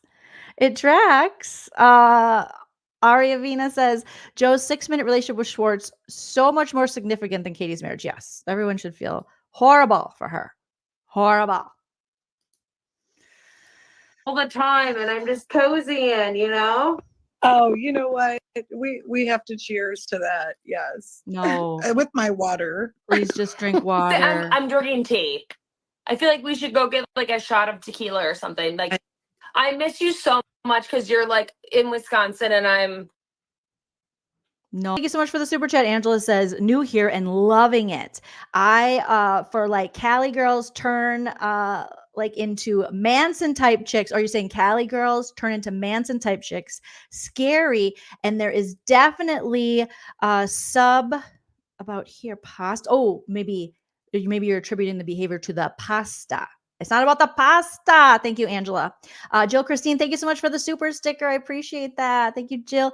Realification, I've missed you. Realification has been a member for 36 months, which is amazing. We love Realification. Realification says, I'm finally catching a live, Jolene. Thank you for listening to Joe, so we don't have to. You're welcome. You're welcome. It's coming to the point where, this is rough because we're 23 minutes in to an hour live. We might have to start skipping ahead a little bit here. But whoa, but it's really good to see you, Realification. I hope everything is going wonderfully in your world. I'm in Los Angeles and Triggered and Cheetah, come on up, baby. But I just want to answer these questions. It's like, where can we, oh yeah, we're going to brighten this up. Where can we get to a place where it's not like, holy balls, like, what? Could you imagine, like, I don't know, it's just like so weird to me. Like, okay, somebody just said Joe needs her own show. Yeah. Okay, she's like, I just want to answer these questions. Then we don't get to hear the questions. And then she's like, okay, it's so weird. And then she's like, oh my God, Joe needs her own show.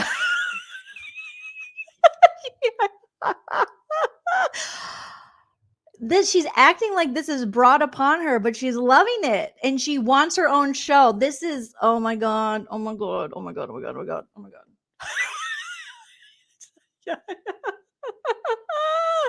Yeah.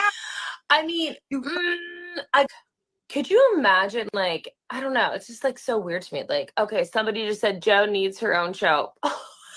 Yeah. I mean, I feel like yes. Kelly, go take an edible and go cheapy. You gotta go cheapy, Kelly. Kelly, no. I don't know if you're living in Oshkosh, Sheboygan, Madison, River Falls, wherever you are in the beautiful state of Wisconsin, go sleepy. Okay. By this time, it was probably, it was late not too late my time, but it was probably at least 10 or 11 Central. Go cheapy, Kelly. Go put on an audiobook. Okay? Go outside, start a bonfire, light a J, enjoy yourself. It's later than you think. No. Thank you. And this like forced humility, this forced fake humility. No. Yet I keep going live every day. But I don't want celebrity. I don't want fame. But I keep going live every day. But it's to save the children in my DMs. It's to save the children. There's a hero, and it's Kaylee Joe Wenberg. You can message me your mental health, and I'll weaponize it. I'm a hero. Okay, stop it, Jolene. Stop it. Thank you. That's the truth right there. I don't know if I could even actually handle that because I'd be like, sorry guys, I'm just gonna talk about my, I don't know, like my TMI and pooping schedule. So there's that, you know. No, I think, Joe, you're doing such a good job in your career. And I feel like career though, here's the thing. This is not a career. Oh no, not PPR. No, I'm talking about hairdressing. Oh, sorry. That's the other thing. People are like, oh, They're like, and then yeah. No. I really want to focus on the clothes that I literally wear every day, and I just want everyone to be comfortable. So we are back to selling the clothes. We're back to selling the clothes, guys. We've been bullied, we've been down, but we are going to sell these clothes. Sell these clothes because they're just so comfy. Because I'm wearing the airplane pants, and I'm obsessed with the girl today that reposted, because she ordered the outfit, and she was like, oh, I'm obsessed. And I also just like really want to just make sure that everyone understands that it has not been easy, and we don't need to blame anybody, and we have to be kind because, like, I remember, I can't even imagine a 16 or a 15-year-old right now going through high school or middle school or 13, 14, because I was so bullied. And then I just feel like someone just called it the Joseph Shoseph. I love that. I freaking love that. Oh my God. I kind of want to be. This is like what I'm saying. Like the nice people are my like these are the people that like probably would be like, look, let's go to a bar and hang out, and you know what I mean. Like, and then I had to go up to film. Like, I had to go film, and they were like, "Well, do you have any high heels?" And I was like, "No." And then I had to fucking sorry. And then I had to be like, "Do you have your hair?" Because like this is me after like a long day of like doing like I was packing I was so excited. I did hair all day, and then I was like packing my all of the hats and the clothing items and stuff. And then it's like that's what it comes down to, you guys. So like I can put my hair down, but down. I was just gonna say that it was. Oh, I'm gonna put my hair down. So she's saying producers were asking her if she had heels and if she could film in dress up more. Is that what we're saying? That was like Southern. That was not. I'm going to speed it up a little bit just because this is a lot. I was just trying to say that like at the end of the day, you just kind of I just relate so much to people that are like moms and dads and people that look after. She's relating to moms and dads. Other people, because it's not like I'm not like I come home and I live with 2 roommates. Yeah. It's not Tom Schwartz. And we've got to take the garbage out. We've got to make sure that we've got Checkered and Cheetah. He's, I don't want to say that I have all these, whatever, but I will say that at the end of the day, like I technically am not the person that you probably would want to see on Vanderpump Rules because. Well, you're actually, you make the show so much better. Like I don't understand how anyone could think that you don't, because the other women that are in it, they really don't have much of a personality. I do like Lala. does. Lala's pretty Wait a minute. You guys, we're talking about bullying here. We're talking about being kind. Kelly is now saying, you guys are so mean to Joe. Everyone's mean to Joe. The other women, they don't have personalities. That's not very nice. That could be considered by their definition as bullying. is pretty dang cool, actually. So the people who are setting the standard of bullying, the people who are saying, be kind, rewind, are now coming after the women. And this has been my issue with Joe the entire season. This is why you don't win when you go play with the toxic males, when you try to be the cool girl, when you're a pick me. It doesn't help. And Joe has this opportunity now to see Schwartz for truly what he is, and to maybe, go make amends. Or, I'm sure Katie wants her distance, but just Joe maybe saying, Katie was right. I shouldn't have behaved this way. I should have stuck, believe the women. I should have believed women. Women told her how Schwartz was, and she was like, that's not going to happen to me. And then it happened to her in a situationship, and now the world must all burn down. But she never showed any kind of remorse. She never showed any kind of concern for Katie's mental health, or God forbid, Ariana's mental health. It was all about Joe.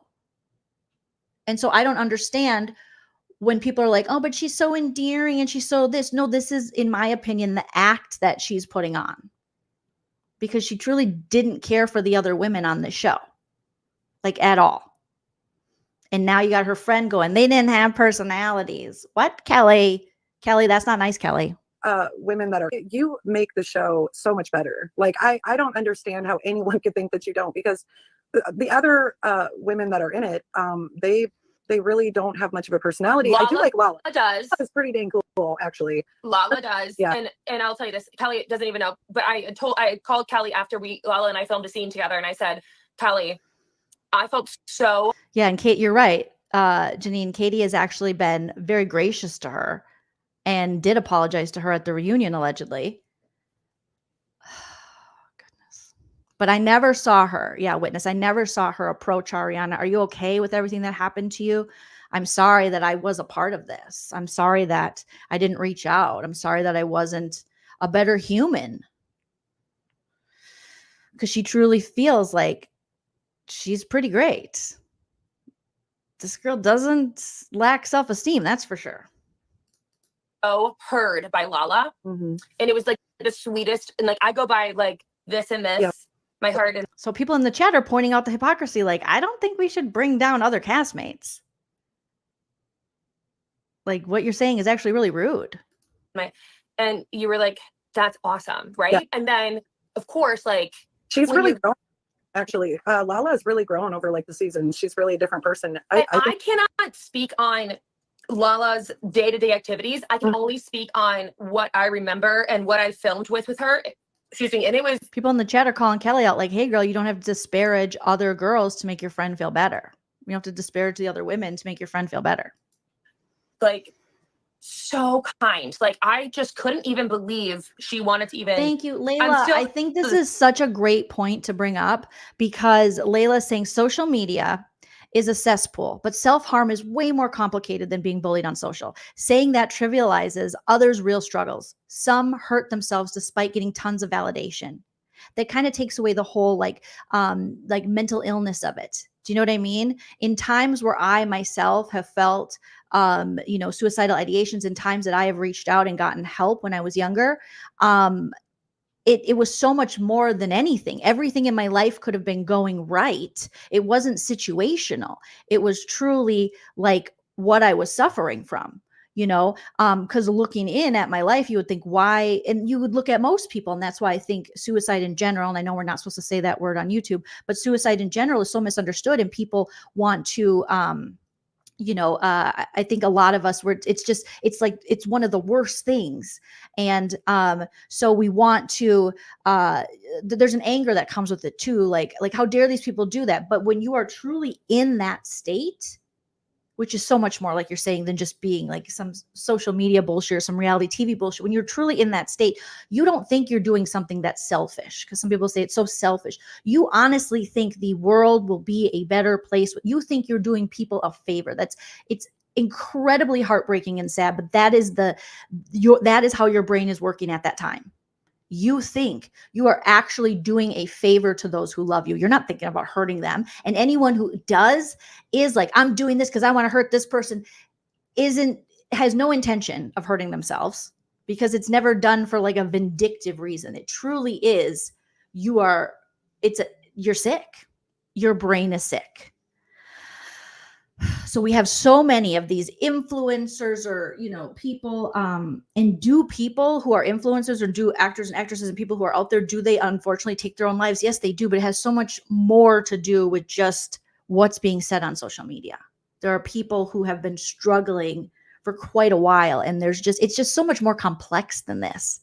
So I think using this and weaponizing it and saying, if you have a bad feeling about me, I might hurt myself. There are literally people on YouTube who do that, and it's so manipulative. And, your mental health is your responsibility. It really is. Can we all be kinder? Of course we can. Of course we can. But it really does come down to your mental health is your responsibility. In my opinion, again, I'm not like Kelly. I'm not going to tell you like I know 100%, but that's just my feeling on it.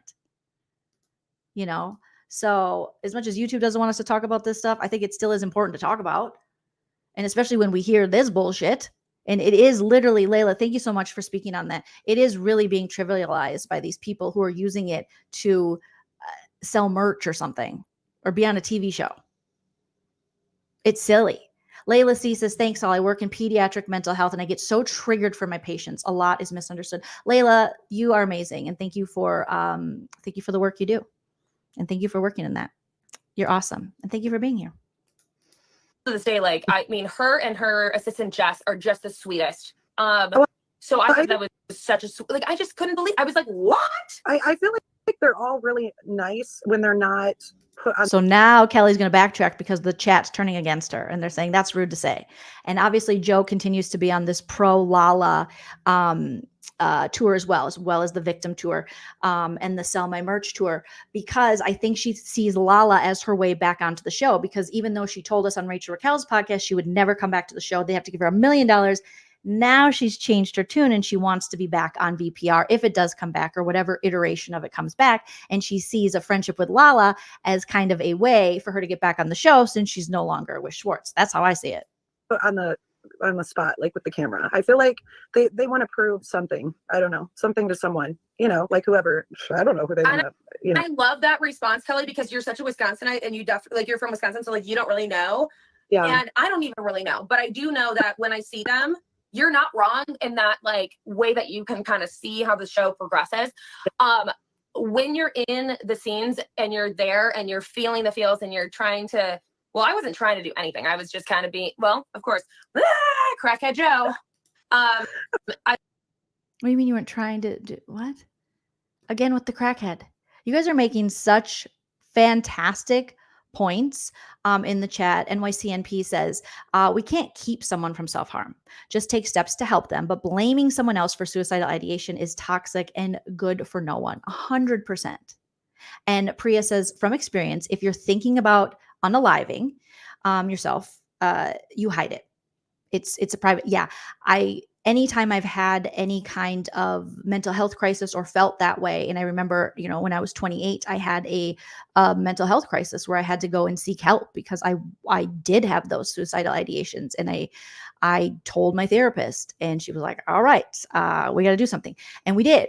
But it wasn't something I was broadcasting on social media. It wasn't something I was telling anybody. You get to that point, and again, that's just my experience. You get to that point where you are just so, it's not something you would broadcast on social media and then sell a sweatshirt after you talk about it, in my opinion. Maybe this is that was 2008.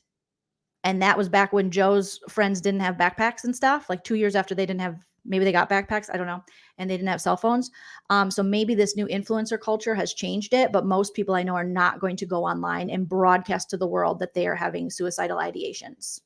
They're just not going to do that. If you are truly in a state where you are going to harm yourself, you're either going to harm yourself or you are going to reach out to someone if you do want help, or someone will step in. Some kind of, that's just top of mind what I'm thinking. I don't think it's going to be this big show.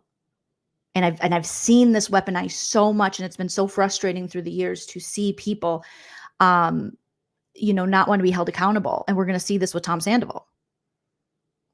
It's very convenient that the time in which he allegedly wants to do this, which no one wishes that for him, is the time in which, not when he's like off touring or not, he's out there making jokes about it, doing all this stuff.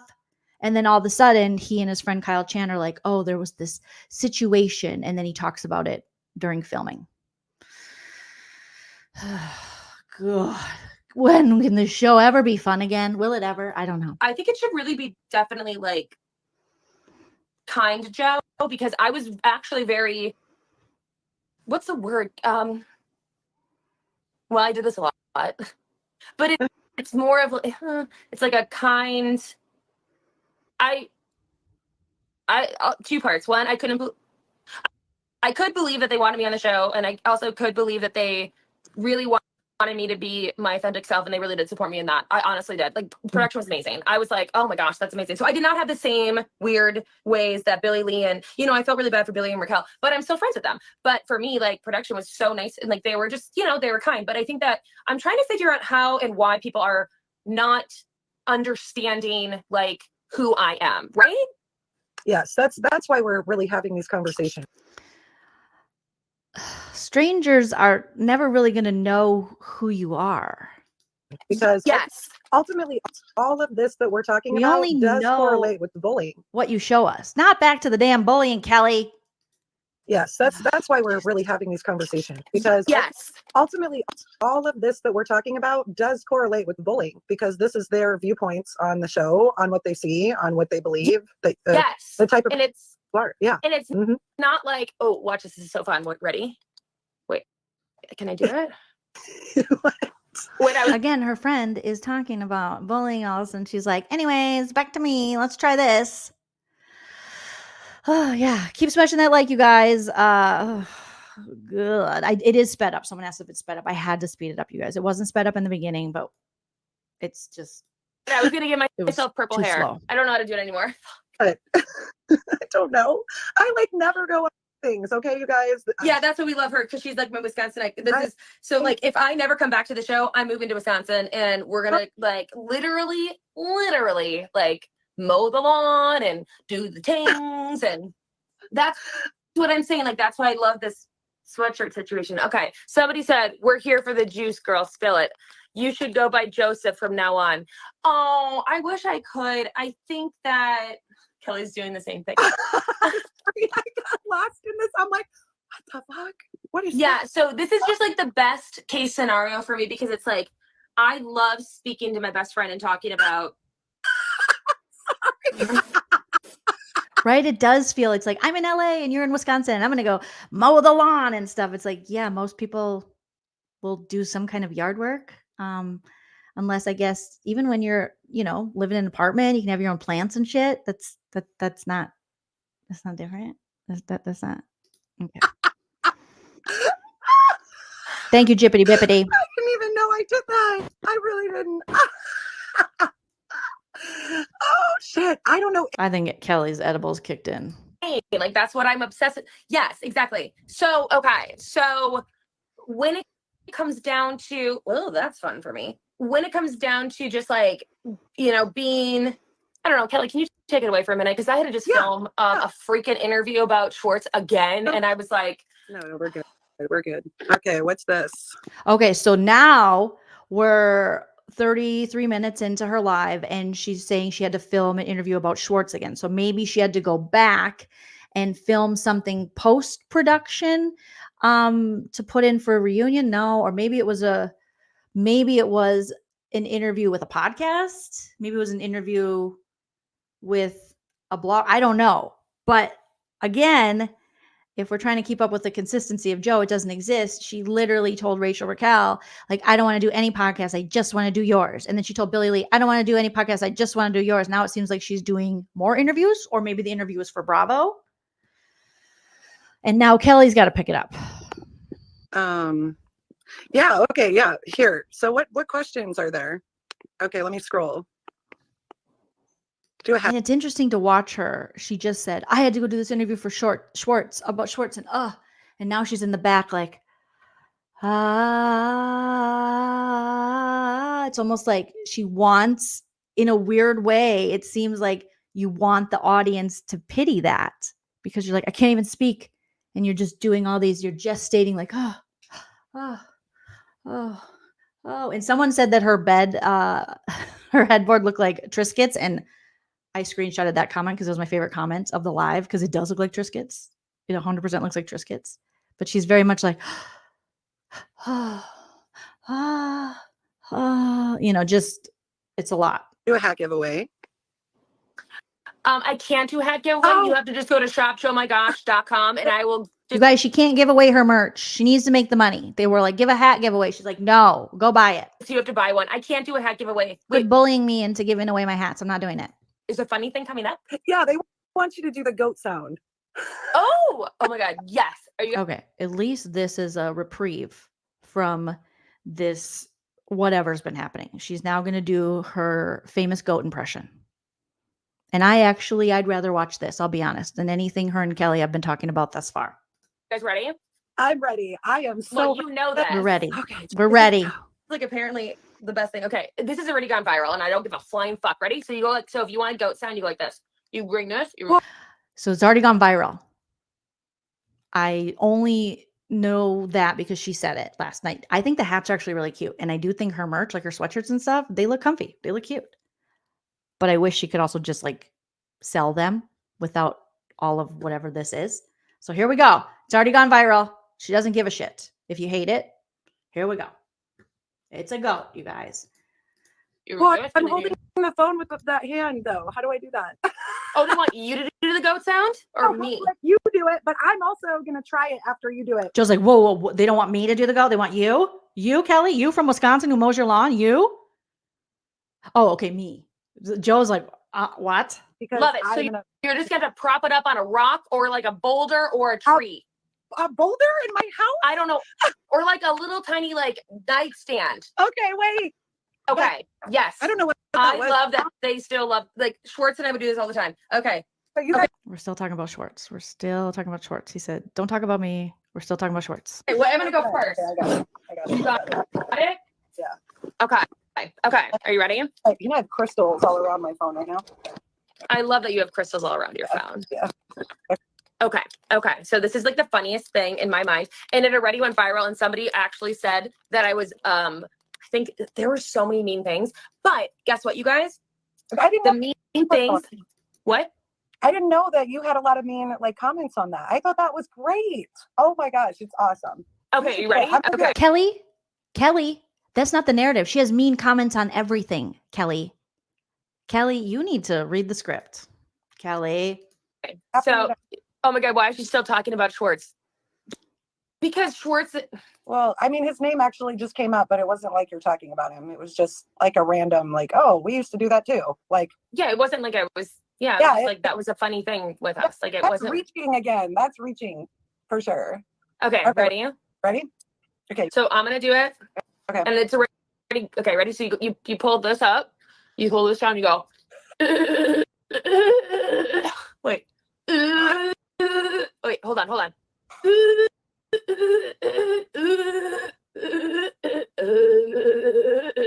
Like it's like a ba. Like it's like you have to.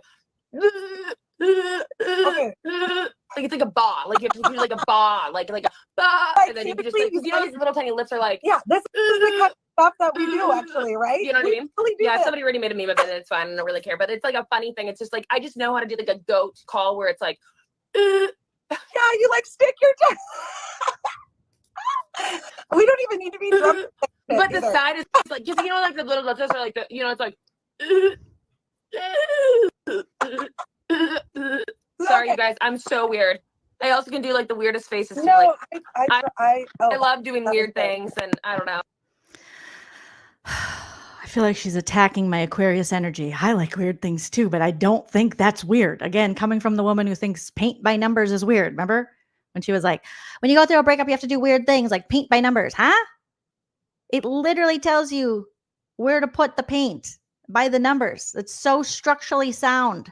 There's nothing crazy about that. And this? What, huh? I can literally do the Jim Carrey Joker face from In Living Color back in the day. Okay? That's not only weird, it's niche.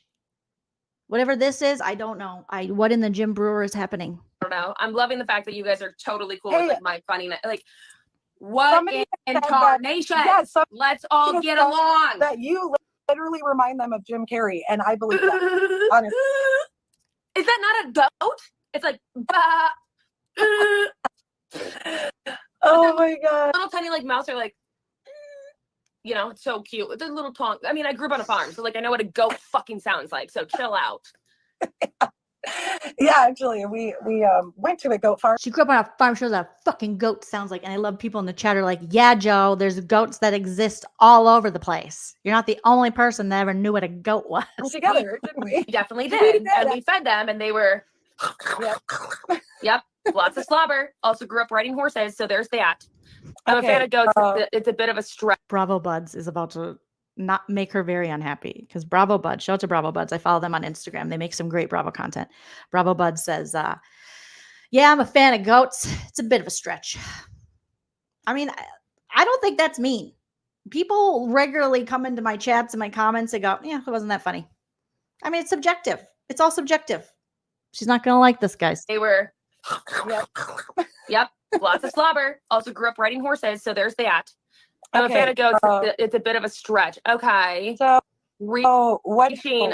I'm not what I'm reaching. I'm just trying to do a goat noise. Miss Yes. emails. Thank you, Amanda Oh, Rose is awesome. okay. Thank you. Answer some questions. like, I love goats, and this does not sound like a goat. Okay. Are you kidding me? I was raised with goats, so fuck off. Oh, okay, I know what a goat sounds like. I know their side profile. I know their front profile, and it's very like, and then like, and then it goes high pitch, low pitch. So cool.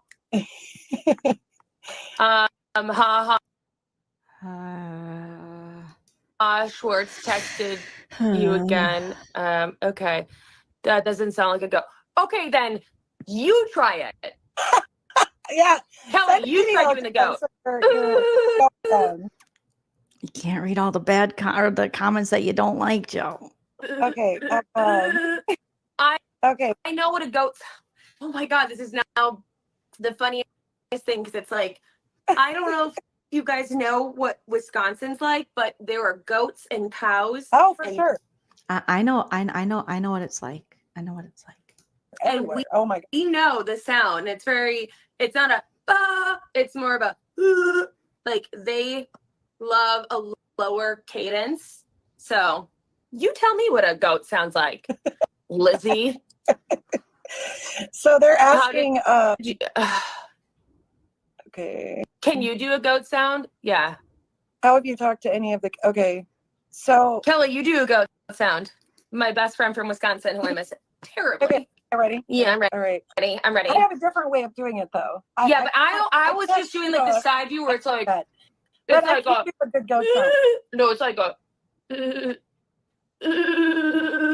that's what I remember when I would wake up in the morning and hear all the goats being like and then I would always be like I really do. I do want to do that goat sound, but I do know that someone on here was asking a question about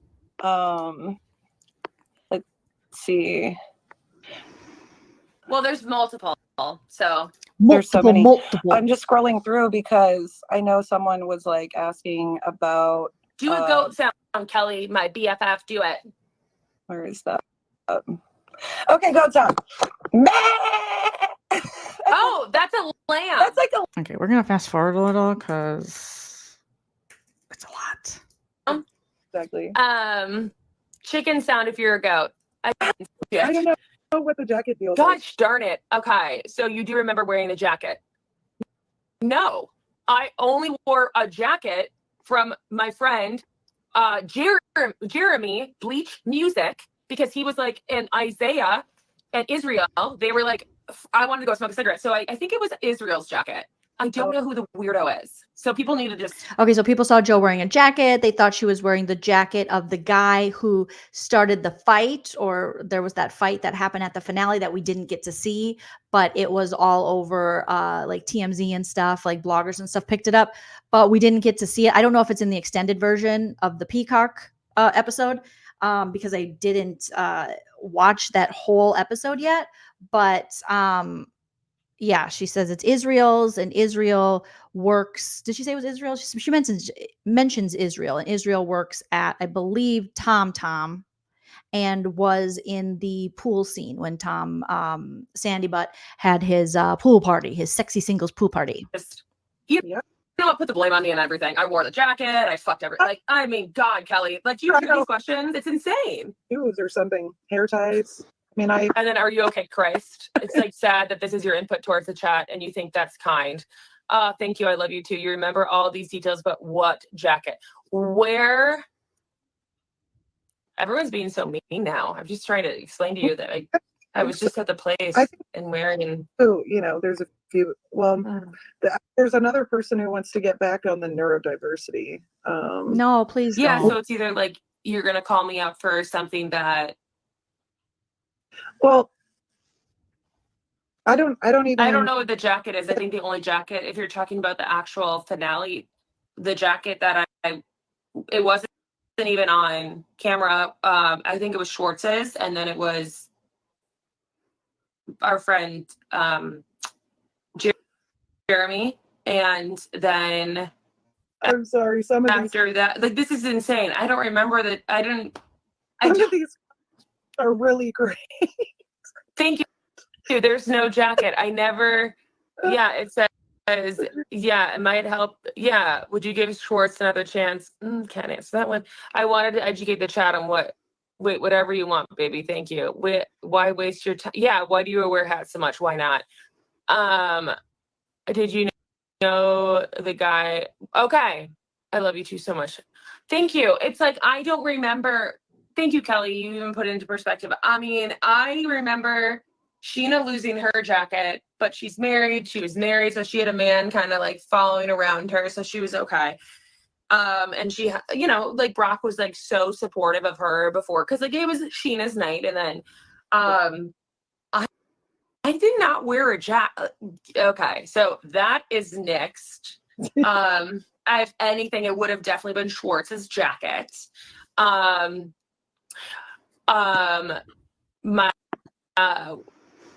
Okay, so we nixed that. Thank you. I do not know the person. You guys obviously can see and Kelly, you even noticed it.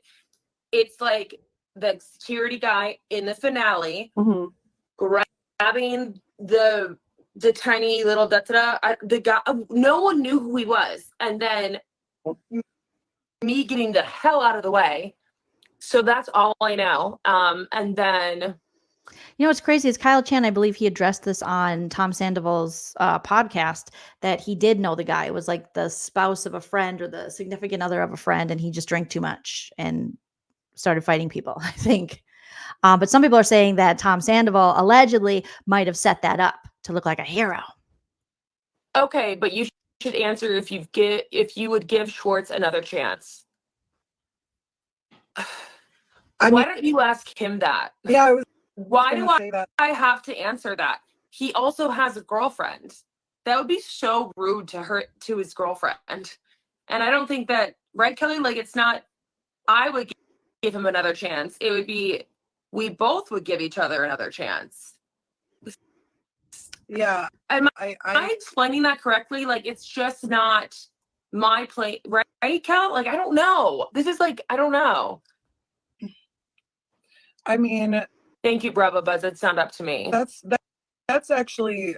Do you want me to answer that question? Yeah, or I would love that. As a best friend, I'm very like struggling with that, because at the end of the day, like, he's obviously got a girlfriend. So like, I don't feel like I feel comfortable with you like, it's not my place to say, like, I should give him another chance. Does that make sense? Yeah, no, it does. I feel like you probably shouldn't give him another chance because right now he's not the Tom that you once knew. He's changed a lot. I feel like every time I see him, there's a different Tom, and I'm not putting him down. I'm not trying to say that he's a bad And person. it's sad that you have to even preface that and justify that, but that is exactly what I want people to understand, is that it's okay to say how you feel, as Kelly is doing, and not justify things, right? So it's like, Right. it's okay to say, this is how I feel. And then pound, pound, pound, like everybody just like goes at anybody. And it's like, yeah, Well, I would agree. I think he's on a different path. Well, yeah, and I feel like people go through seasons in their life. So Yes. And Kelly and And this is like a prime example of why Tom Schwartz is a dangerous person, why him and Tom Sandoval, what Lala said at the reunion, despite what she wants to say now for a paycheck, they are dangerous human beings. These men are able, their toxicity and the way they treat women is really horrible. I truly believe that Schwartz is a smart dude. I think he fully knew what he was getting into with Joe. And I do think that there is a responsibility still on Schwartz. You know, he wanted to be this. Katie was like, no, there's something not right there. She moves weird. I don't want her energy near me. And Schwartz is like, Katie, you're being a bully and you're going to get a cease and desist if you talk about her. And now here is Schwartz out there texting Joe sharing the text messages, which I'm all for, expose Schwartz, where he's saying, you're strange, leave me alone, you're manipulative, you're unhinged, like all of these things. You know, Schwartz literally threw her to the wolves. He disposed of her so quickly behind the scenes. You know, who knows what he was saying to her. But when the camera was on, and even in last year's interview, he did say it was a situationship. But who knows what he said behind the scenes.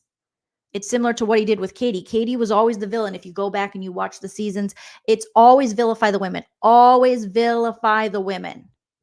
That is their MO. That is what they do. You know, it was, oh, Katie's a crazy bitch. If you look at, I was watching, like, I've been really, obviously, I mean, you know, watching, rewatching things to kind of understand, because the season has been such a mess and did not go the way at all, like we've talked about, I thought it would go. And even watching like 3 years ago the after shows, or 4 years ago the after shows, and seeing the Toms talk about the witches of WeHo and how they were just crazy bitches and poor them, and Schwartz had to hide in a closet, and Tom Sandoval fed him pasta, like all of these things. Jax too. Yes, Irene, Jax too. This is what these dudes do. And Joe is now probably going to be the karma that the Toms deserve. Unfortunately, it might be at a detriment to Joe. Do I think some of this is performative? Yes. Do I think she's on a victim tour? Yes. But I also think there's definitely something off. And if I had to guess, I would say there's probably some kind of substance abuse issues going on, which have long been rumored with Schwartz as well. Certain, substances, and also Jax and things. So it's an interesting and sad and dark place we're now in, and yet production still wants to give the out and the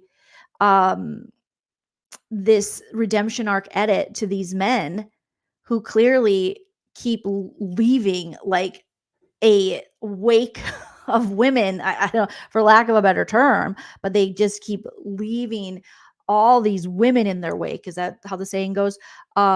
And just hurting so many people to protect themselves. You know, it really is some patriarchal bullshit. It really is some misogyny. So when people made the, misogyny rules instead of Vanderpump Rules logo, it's 100% correct. And we're seeing it this season. So and she's still talking about, but I mean, this is not going to be good. This is not going to end. It's very dark. And so the more that things are exposed and the more the season goes on, and obviously we're at the end, we're to the reunion, the more I'm like, yeah, this show needs a break. They need to figure some shit out. So, it's interesting. It's interesting. Mama Seat says you should hear what Schwartz said about Joe in the Peacock Extended about how she looks like a little girl trying to put on makeup. Oh no. Is that the lipstick part? Someone was telling me about that. Oh my God. Oh my God. Jibbity Bibbity said, just a silly comment so we can chuckle. On Joe's site, the word apologies is spelled wrong, and it's a very prominent. Ironic or on brand? I would say probably on brand. Probably on brand. But like I said, Joe, the freaking, yeah, we need new dudes. Again, I think trying to do this Sandoval arc and trying to get everyone to like forgive Sandoval, just get rid of him. Just get rid of him. Nobody likes him anyways. Nobody literally likes him. You could have saved the whole show by just getting rid of Tom Sandoval. If he wasn't willing to show true contrition, if he's not willing to own up to what he's done, and he keeps painting himself as a victim, and he keeps terrorizing Ariana and everyone else and yelling at all the women, just get rid of him. Just get rid of him. Oh, God. Ugh. Oh, okay. Oh, God. That's horrible. Ellie and I talked about that. Yes. So- He's just like the sweetest person, though. And I just feel sad that he's not in my life. But it's. Yeah. And the fact that she keeps saying Schwartz is the sweetest person, he's not a sweet person, Joe. He's not a sweet person. He used you. He's not a sweet person. You keep taking up for these toxic dudes and then holding the women to this super high standard. He's not a good person. But this chick like wants him back. Yeah. Well, we could go to the next question here. Let's see. I hope that was a sufficient answer. I love that Amy, Kelly coming through. Didn't Tom ask you to stop mentioning him? Yes, and I did. Someone said, didn't Tom ask you to stop mentioning him? Yes, and I did. You didn't. So, if you knew that, why do people ask questions that they already know the answers to? Are we not on social media? Yes, and I did. So, if you knew that, why do people ask questions that they already know the answers to? Are we not on social media? Like people are like, Yeah, I mean, they're. I will get over him in time. It's not the sweetest. He's not the sweetest person, though. I'm not supposed to talk about Tom. So But again, where was your sympathy for Katie in getting over a 12-year relationship, a marriage, creating a family with someone? You literally, we heard Joe. It is so difficult. You know, I have empathy for Joe, but I'm also like, girl, you need to take some accountability, because she literally sat there and was like, Katie needs to get over it. If he's with a tree, she'll be upset. Katie needs to get over it. She said it so many times. And Katie was in a real relationship with him, not a situationship. She was married to this man. And you had zero empathy, and you still show not much empathy for her. Jody, thank you so much for the super sticker. Oh, Lordy. Oh, my God. It seems a little cloudy in the fact that she wants to go back on Vanderpump Rules. Blue Bevy says, Jack, Schwartz, and Sandoval used to be roommates right before VPR. Birds of a feather. They just execute their shared horrible behavior in their unique ways. Twisted Life said, I don't think I'd be able to watch this by itself. Thanks for covering this, Joleen. Oh, you're welcome. You're welcome. It is, it was last night, Rainbow. It was last night. So let's just stop talking about Tom Schwartz. Let's talk about the fact that. And then she continues to tell the audience, tell people, you guys need to stop talking about, leave them alone. She does these long posts about how we need to be nice to the cast. Like, we're not mean to Katie. That was you. We're not rude to and dismissive to Ariana. That was you. We're not talking about Tom Schwartz. That's you again. But she keeps saying this. I mean, they're. I will get over him in time. It's not the sweetest. He's not the sweetest person, though. I'm not supposed to talk about Tom. So let's just stop talking about Tom Schwartz. Let's talk about the fact that, why do you get so defensive with opposing thoughts? Kelly, do I get defensive with opposing thoughts? I thought I was really open to opposing thoughts.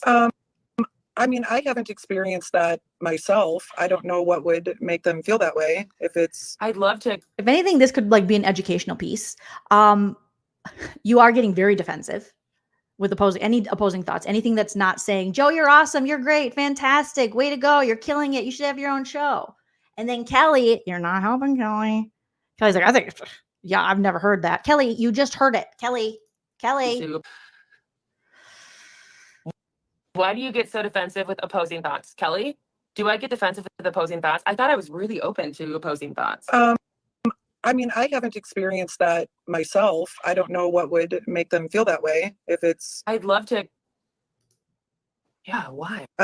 Yeah, right? What I haven't seen you get defensive. I mean, you know, when someone comes at you in attack mode, that's different. Like, it's also the way you word something to someone. Like, you can be 100% right about what you're saying, yet approach it in such a way that you're wrong and people won't listen. Yeah. They just don't. Yes. They don't listen. Yes. What? You know? So. Yes. Like, I'll be like, yeah. Okay. Thank you, Kathy, for the super chat. Kathy says, so sad to me that she doesn't value herself. Right? Joe, you could, I mean, honestly, you could kill it, girl. Go kill it. Go kill it. All right. Whatever's happening here, not good. Just like Rachel Raquel, her value comes from those loser men. Loser pump rules. Yep. And there's a lot of conditioning that does go into that, I think, in society with women, just my opinion, that we're like conditioned to like be save guys, you know. Oh, goodness. Yes. Kelly. You guys in the chat are saying, Kelly. Yeah. Yeah, justice for Katie, Camille. I need a Jolene and Christina Coca edit discussion about Katie's story arc over the past decade. Oh, that would be fun. Oh, yeah, I'm gonna talk to Christina about that. Joe could learn something from Katie. So this is how I think, you know, people in the chat are putting that that Joe has a Kelly is her yes woman. This is kind of what we've seen with Lala. You surround yourself with people who don't call you out, because when you really have a good relationship and someone loves you and they see you going on a path that's unhealthy, they'll call you out. They'll steer you in a different direction with love. And we see this with, like I said, Lala, where she just has yes people that she's paying. And now they can't say anything. Even her own family are on the payroll. So we see her and we're like, ooh. Because literally that's her whole podcast. It's an echo chamber of Lala is great. You're so right. You're not a hypocrite. I mean, there's these like keyboard warriors or something, and they think that what they're typing isn't that bad, but it really can be taken in certain ways. And I feel like that's why I'm not on social media much, because I'm like, I don't want to see that. Like, but for you, Joe, I just couldn't handle seeing some of these comments, and I was like a keyboard like freaking out on there for a while. A keyboard tarantula pterodactyl. A keyboard. Did you say pterodactyl? Yeah. I was gonna say turtle. Because I'm so slow. I'm like, F you.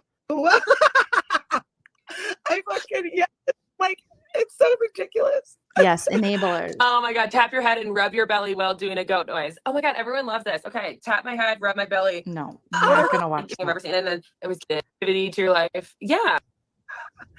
That was me. Remember? Has becoming a reality celeb brought positivity to your life? Yeah. Thank you. I don't know why people are being so mean. Yeah. Somebody just said meth, and then somebody said, okay. They said, has being a reality star brought positivity to your life? It doesn't look like it, girl. It does not look like it. It does. Log off. It does not look like it. You're like, yeah, obviously it does. Obviously it does. Layla C says Schwartz gaslights. Yes. And undercuts. Oh my gosh. Yes. His lady's self-esteem. That's what he did with Katie. We watched it so many seasons. So he can control. Joe needs to take a page out of Katie's book and never put up with this kind of behavior again. She needs to gray rock his ass a la Ariana. Now people are going to accuse her of doing meth. said, if you goat yoga, I like that. Yes, you did. LOL. It's on my screen recording. Thank you, Glorified Gossip Girl. Well, don't listen, Joe Money. Thank you. It's fine, LOL, but you get a bit defensive. I don't get defensive. I just don't think that when someone says that another person, and Kelly, correct me if I'm wrong, but you can definitely tell me if I'm wrong. Yeah, when someone calls you defensive, that means that there needs to be more of a conversation. Like, I don't know you for you to call me defensive. So, right. Well, like, it's like, you can't call me defensive. Yeah. Thank you. Yeah, JT. Yes. Well, we're going to focus on the positive. I love JT, but it's like, I just want to make sure people like understand that, like, when you say things like that, if you could just like like imagine like the opposite effect. Like, so if like I were to be like tapping towards you guys and then you reading them, that's gotta hurt you, you know? And am I crazy? Like, I just want to make everybody okay. No, and I feel like My the people, goodness. well, the people who understand it are those who have experienced that kind of hate. First of all, you know, Gun Chaser 247365 said people calling you defensive equals reflection. Nailed it. oh yeah, Mic drop. yeah, yep. Reflection. Nailed it. Mic drop. Mic drop. Not defensive. Not defensive. I just also really want to help these people that are Girl, you can't help anyone until you can help yourself. What how did we get to we're gonna help the people? People help the people. This turned into a birdie song. I don't what? like, yeah. So let's focus on the positive. Honestly, yeah, Kelly, you're so right. You're right. I just JT, Yet you keep talking about negative comments. no, XO, fuck the haters. Oh, I don't even say that word half the time. you don't because you have an 11-year-old child and you can't. I know. All right, quit talking about our kids. I don't think I could be nicer. I'm Oh yeah, here's Got through everything. God, oh. look at this little. This is the way you're talking to people. Be nice, Joe. Someone just said, listen the way you're talking to people. Be nice, Joe. This is what keeps me up at night. I've never be nice, Joe. I don't think I could be nicer. I'm sorry, I was reading. I'm trying to look at this. Because I know some of them are like, hey, you know, like, look at what I'm saying. And I feel bad that I didn't get to read all these comments. I'm so sorry. Okay. So, I mean, they're just basically saying we should ignore like some of those comments, you know? And I think we should. I think that's a good idea. Seriously, we should. Because, you know, they're trying to get a reaction. And they're getting one because I'm Yeah. a person that like Kelly, wants cut to the be able to Wi-Fi. fix those Cut the Wi-Fi, Kelly. Cut the Wi-Fi. people. Not fix, but like be like, how can we help those people? Because it's Right. making my I don't think it's our job to even help them because they don't want to be helped, you know. There's certain people on here that are saying, well, actually, I mean, like I said, there's a lot of love. We could just switch it all. There's a lot of love. Look. yeah. I think there's also a way to like get to a place where, you know, I choose the bear. I just feel I choose like the bear. the people that are saying those things, I feel like I could, you Okay, know, so at make this sure that they're moment, I was watching, I'm sitting in my bed, I'm drinking a Coca-Cola Classic, and I spill the Coca-Cola Classic. It gets on Buffy. My phone drops down on the bed. I go get towels. I got to strip the sheets off. And somehow this comes up that I'm reporting a comment. All I did was spill Coca-Cola Classic everywhere. So I don't. So maybe this is a little reprieve from what's happening here. But hopefully I reported it for nudity or sexual activity. I don't even know if it went through. God, I just want to make sure that they know that I'm not like, it's not even like a person, like it's not like Kelly, you know me. It's not like I just want everyone to be happy. That's it. Bottom line. And if I can help out in any way, I'm in. You know what I mean? Exactly.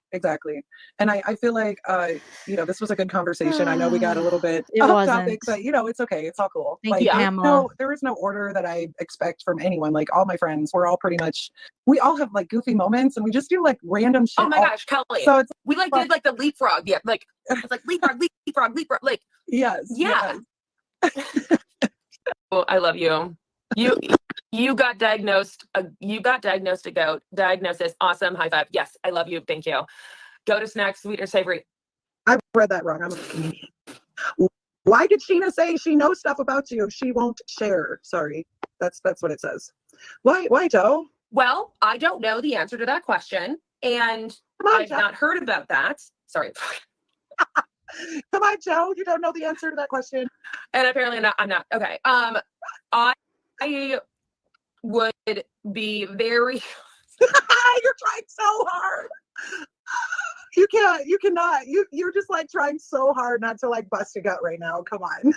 when it comes down to someone knowing anything about me, whether it's on a TV show or my next door neighbor. What was the question?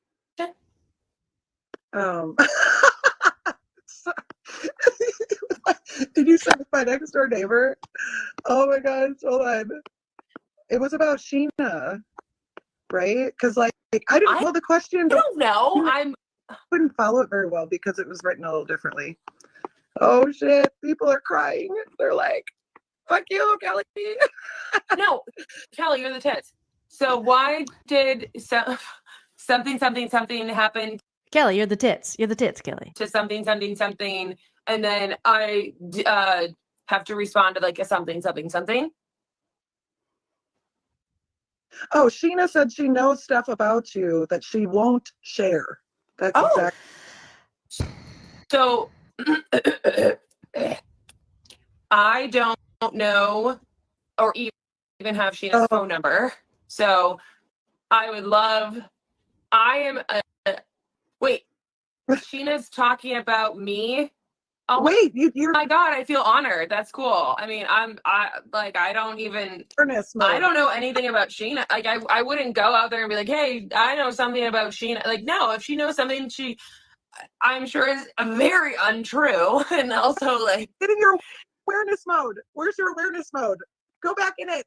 Wait, what? What? For your awareness mode you were going into? Go in your awareness mode. What does awareness mode mean? When you were sitting there like, well, I would have to say that. Oh, well, that's just how you and I talk. Okay, so, okay. But like in general, like, I'm just trying to think about the reality of any situation. So if there were to be a person that out there said, and I'm sure there are plenty that say that they know this, that, the other. So this woman is saying that she knows a lot about me, but she won't say anything about me. Well, I think that she just should probably say it. I don't know. So she can just roar and just like tear it open, and I guarantee I know for a fact it's. What would she know? I don't know. I mean, and I would love to know that, but I think that you don't. Here's the thing, Kelly. Like, I don't think that you go on a. Here's where I'm different than this. Wait, somebody said that Sheena knew something about me, and it was like people were asking about it or something. Oh, yeah.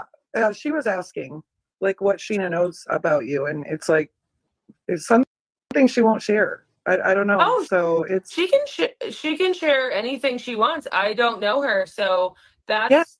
I'm just not a person to share anything about Sheena because I don't know her. So I don't threaten. I don't have her phone number. I'm not gonna. No. So if she wants to put something out there, then like go ahead. This is these are the conversations that make me like so happy that I have people like you, Kelly, and like these nice people that are like. It's probably the same thing Schwartz said. He said is being polite but not sharing. It sounded like, oh, Schwartz and I are fine. Everyone chill.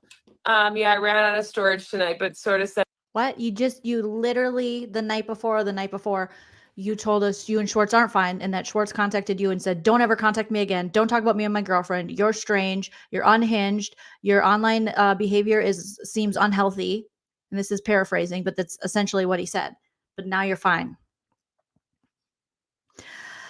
Josie Grass, thank you so much. I feel for the super chat. I feel like Joe loves all this attention. Hence, all the IG live she's doing. She's acting like she's a main cast member. She's definitely I do believe she has said she's trying to get back on the show, and I think she's trying to get on through Lala. I think because she keeps being like Lala. So yeah, I mean, I think there is an element of that. Oh, goodness, you guys. Oh my goodness. Thank you, AAO. Says it just takes a second. Can all of you please hit the like button to show our Joe some love? Oh, thank you. I'll always be your Joe. Sending it into the. Isn't she known for being a liar? I mean, can we, Joe, did you know the guy who got, oh, we're going back to things. I'm just going to talk about myself now. So at this point, like, I don't even know what this. You guys, I'm literally representing myself and like,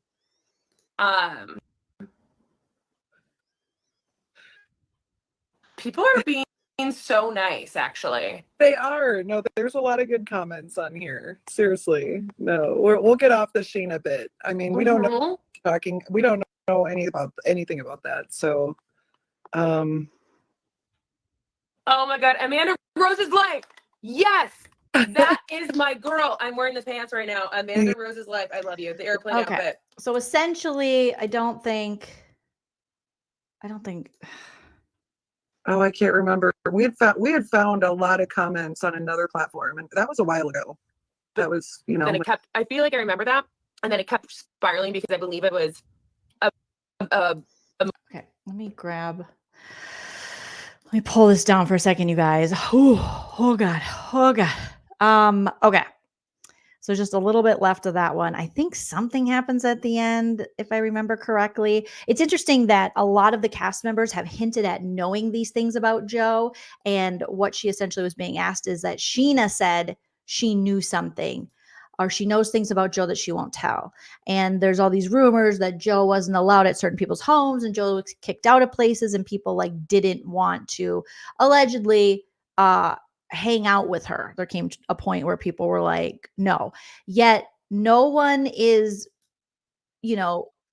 talking about this. But I feel like if people do know stuff, maybe it's not on you to necessarily tell us, but it might be on you to not have her, I don't know, for production to step in or something. Because what are these things? Because even Schwartz is like, I broke up with her for a specific reason. And he won't say what it is. And Jo keeps saying, we don't know what it was, but it's clearly something. It's clearly something's going on, and everyone's keep hinting at it. And it's like, clearly something's happening. Be positive. Because you positive, but you also have to acknowledge the bad in the world too. And you got to really break it down. Correct. And you got to understand it. And it's, Yes.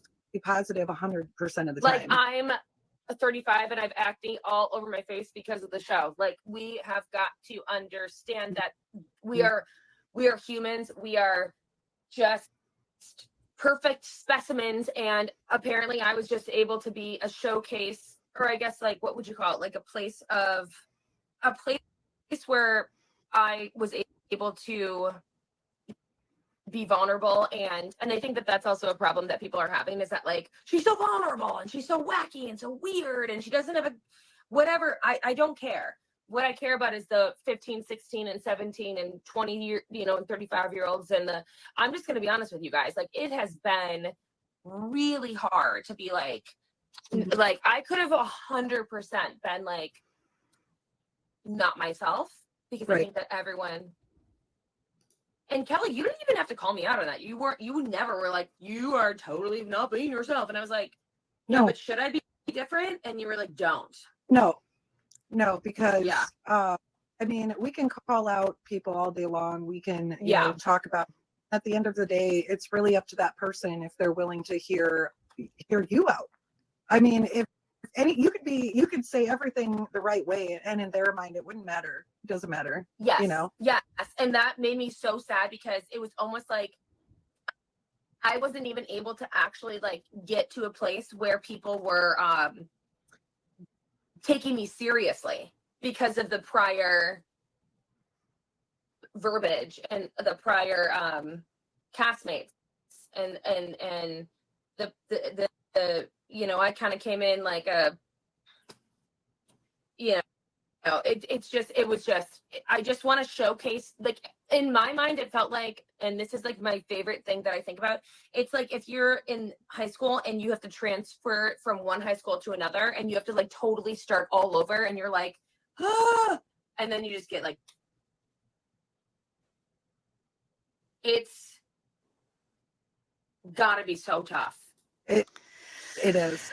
Oh God. And everybody knows, like they find out like so many details about your life, your personal life. Mm-hmm. And there's even been quite a few movie stars that have become very depressed because of that. And not just that, I mean, there's other things to that too, but they've been bullied, they've been harassed, they can't do certain things, you know, so. And I'm not even a movie star. I'm just a person that's like on a TV Well, show. right. Yeah. Right, No, but right. you're making a great point. But it's still, you know, something that I feel like should be, you know, looked at a little bit further as far as, you know, even in your situation, you're not like a movie star, but you've had some Nowhere near. You will be a movie star. No. Oh God, no. Yes. No, Kelly, no.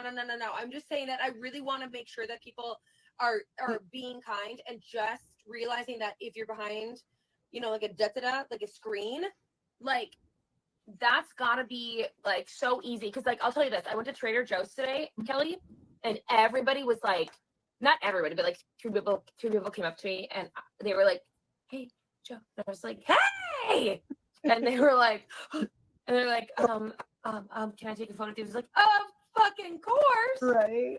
And then I was like, "This is what I look," and then I was like, "Oh my goodness!" So like, when you are with a human being and they watch you on a national television screen, right? International, they're nicer to you. Well, in my opinion. But then the people that are, I'm going to wave to all of you. But then the people that are, like, it's like, that's why I want to do these types of conversations and talk about it with you, Cal, because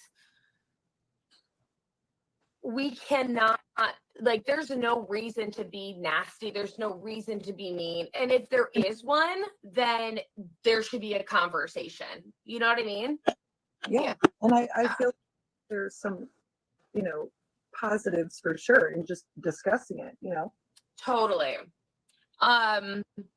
Well, this has been fun. Okay. I think we have different definitions of fun. So this was the last live we covered of Joe's. I edited out, you know, I just wanted to get to when she was talking about like VPR stuff, Tom Sandoval stuff, because it was pretty painful. But now that this has become a pattern, I was just like, I'm going to keep it in. We're going to take a look at it. You guys can tell me what you think. I can tell you what I think. We can have a conversation about it. But this woman continues to go live on the regular. I would say this is something that maybe production should, you know, maybe someone wants to send it to production. Like maybe they could step in since they just kind of made money off the gal, and put her on a show. Maybe they could offer her some help or something. I mean, I don't know. There's just, it's, again, I go back and forth. Is this a Dirty Joe situation, like a Dirty John situation? Is this that the recovering alcoholic in me clearly sees there's some kind of substance, you guys? I can't not see that. I mean, there can be more going on than just that, but I don't know. I mean, I think a lot of people in the chat have noticed it too. I don't know what the substance is. You could just a little too much liquor. I don't know. I don't know. And then there's just been all this like secrecy surrounding Joe, and people know stuff, but they don't want to say for sure. And some people won't even associate with her. But yeah,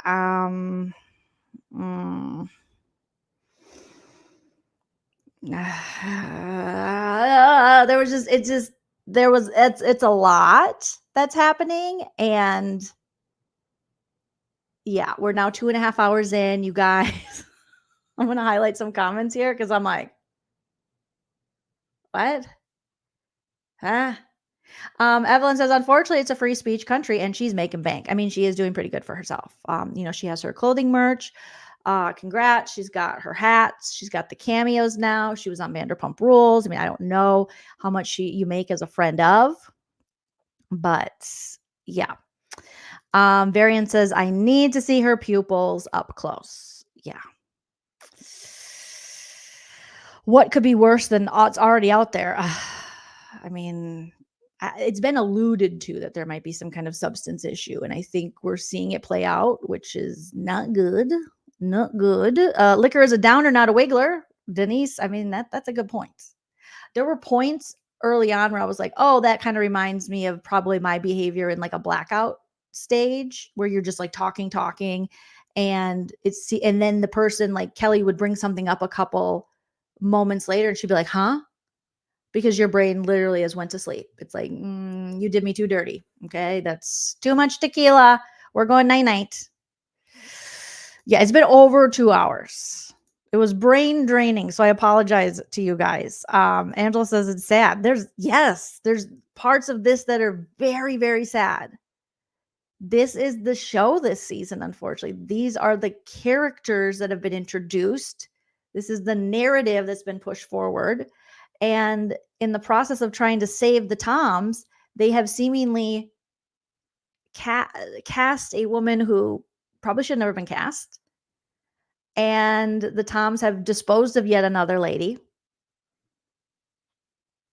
Also, they can get their little hero edit.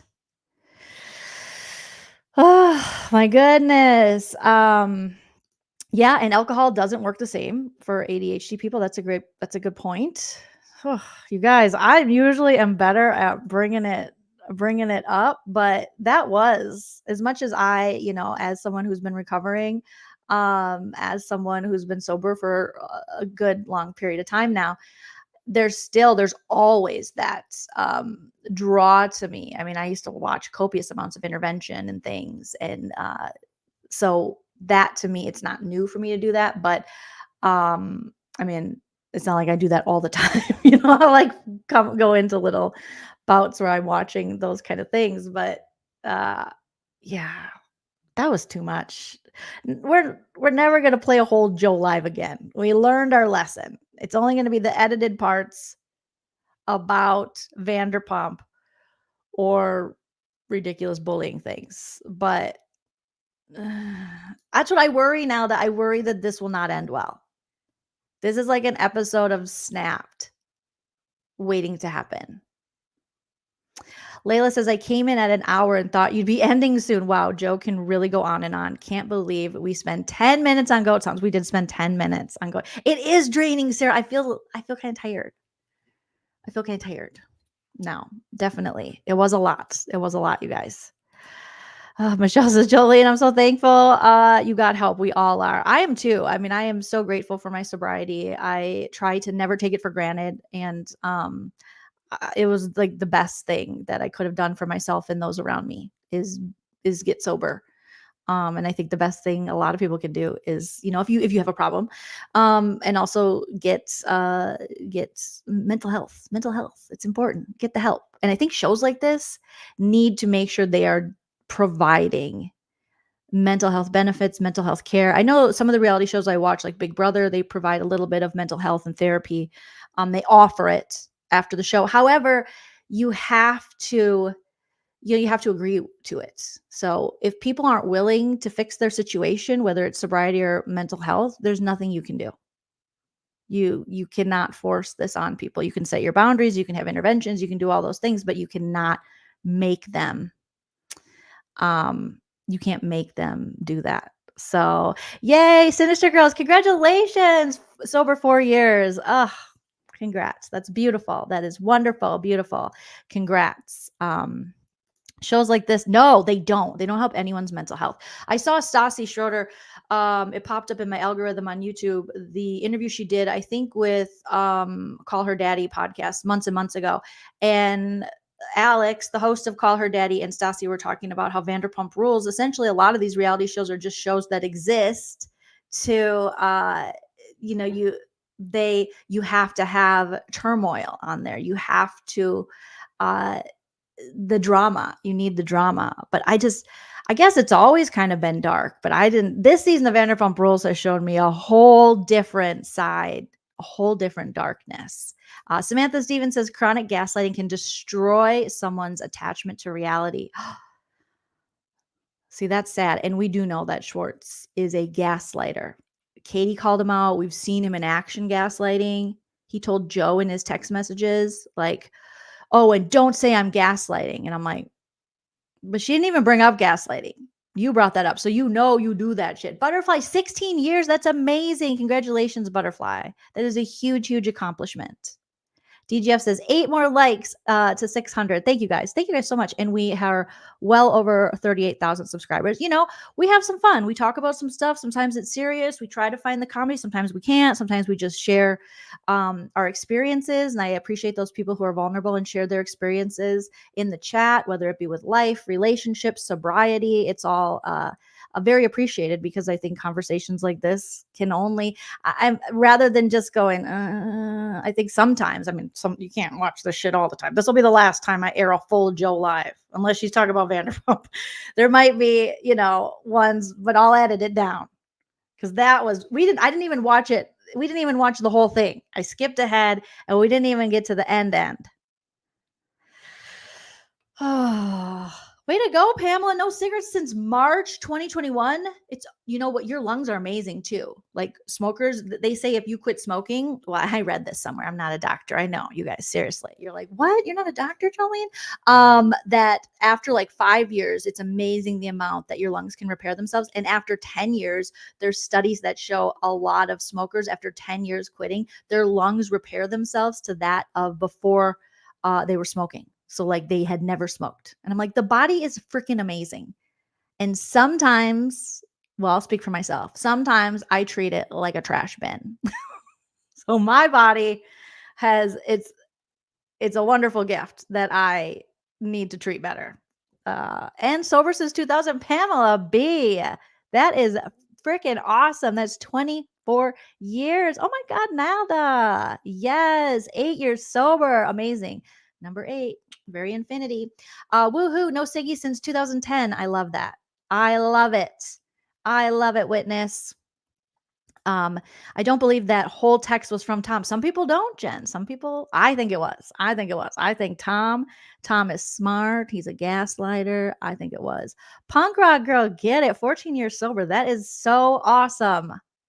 I love it. I love you guys sharing your sober lady, sober people journey, because I know not everyone is, you know, we have some men in the chat too. Samantha Stevens says, I can't describe the deep respect I have for people who have fought addiction and prevailed. I've also in the algorithm, things have been popping up about the Jersey Shore, the latest season, the reunion season. And I have not kept up with Jersey Shore, but I was watching clips of the episode where Mike, the situation talks about his journey with sobriety. And I was like, holy shit. I had no idea he was in as deep as he was. And yeah, and he made a really good point that there are so many people who, you know, unfortunately, they don't prevail.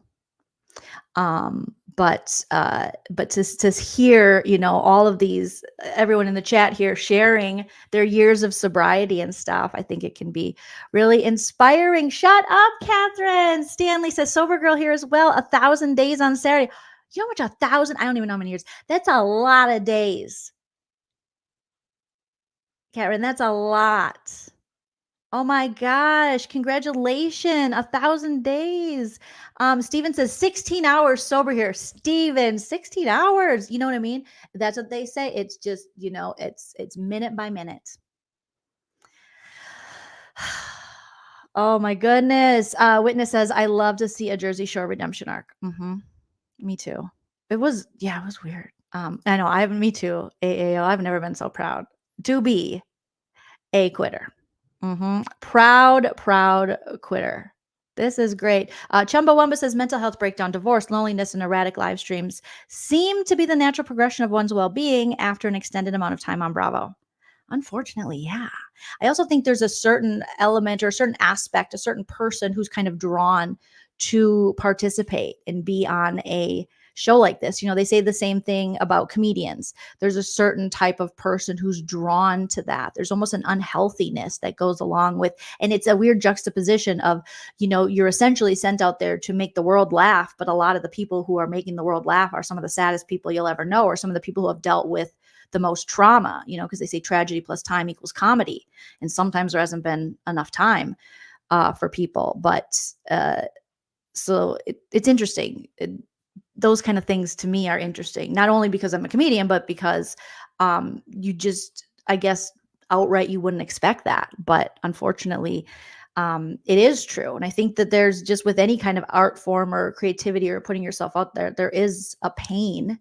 I think there is a sense of pain that follows that, or a sense of people who have like really felt things, or people who just like with comedy alone, I always say it's such an unnatural feeling to want to go stand up in front of strangers night after night, drunk strangers, and ask for their approval, be validated with their laughter, when I could go do something that, has much more of a, much more stability, benefits. You know what I mean? I could go be something that helps people. I could be a damn dental hygienist and help people, because your oral health trickles down to the whole body.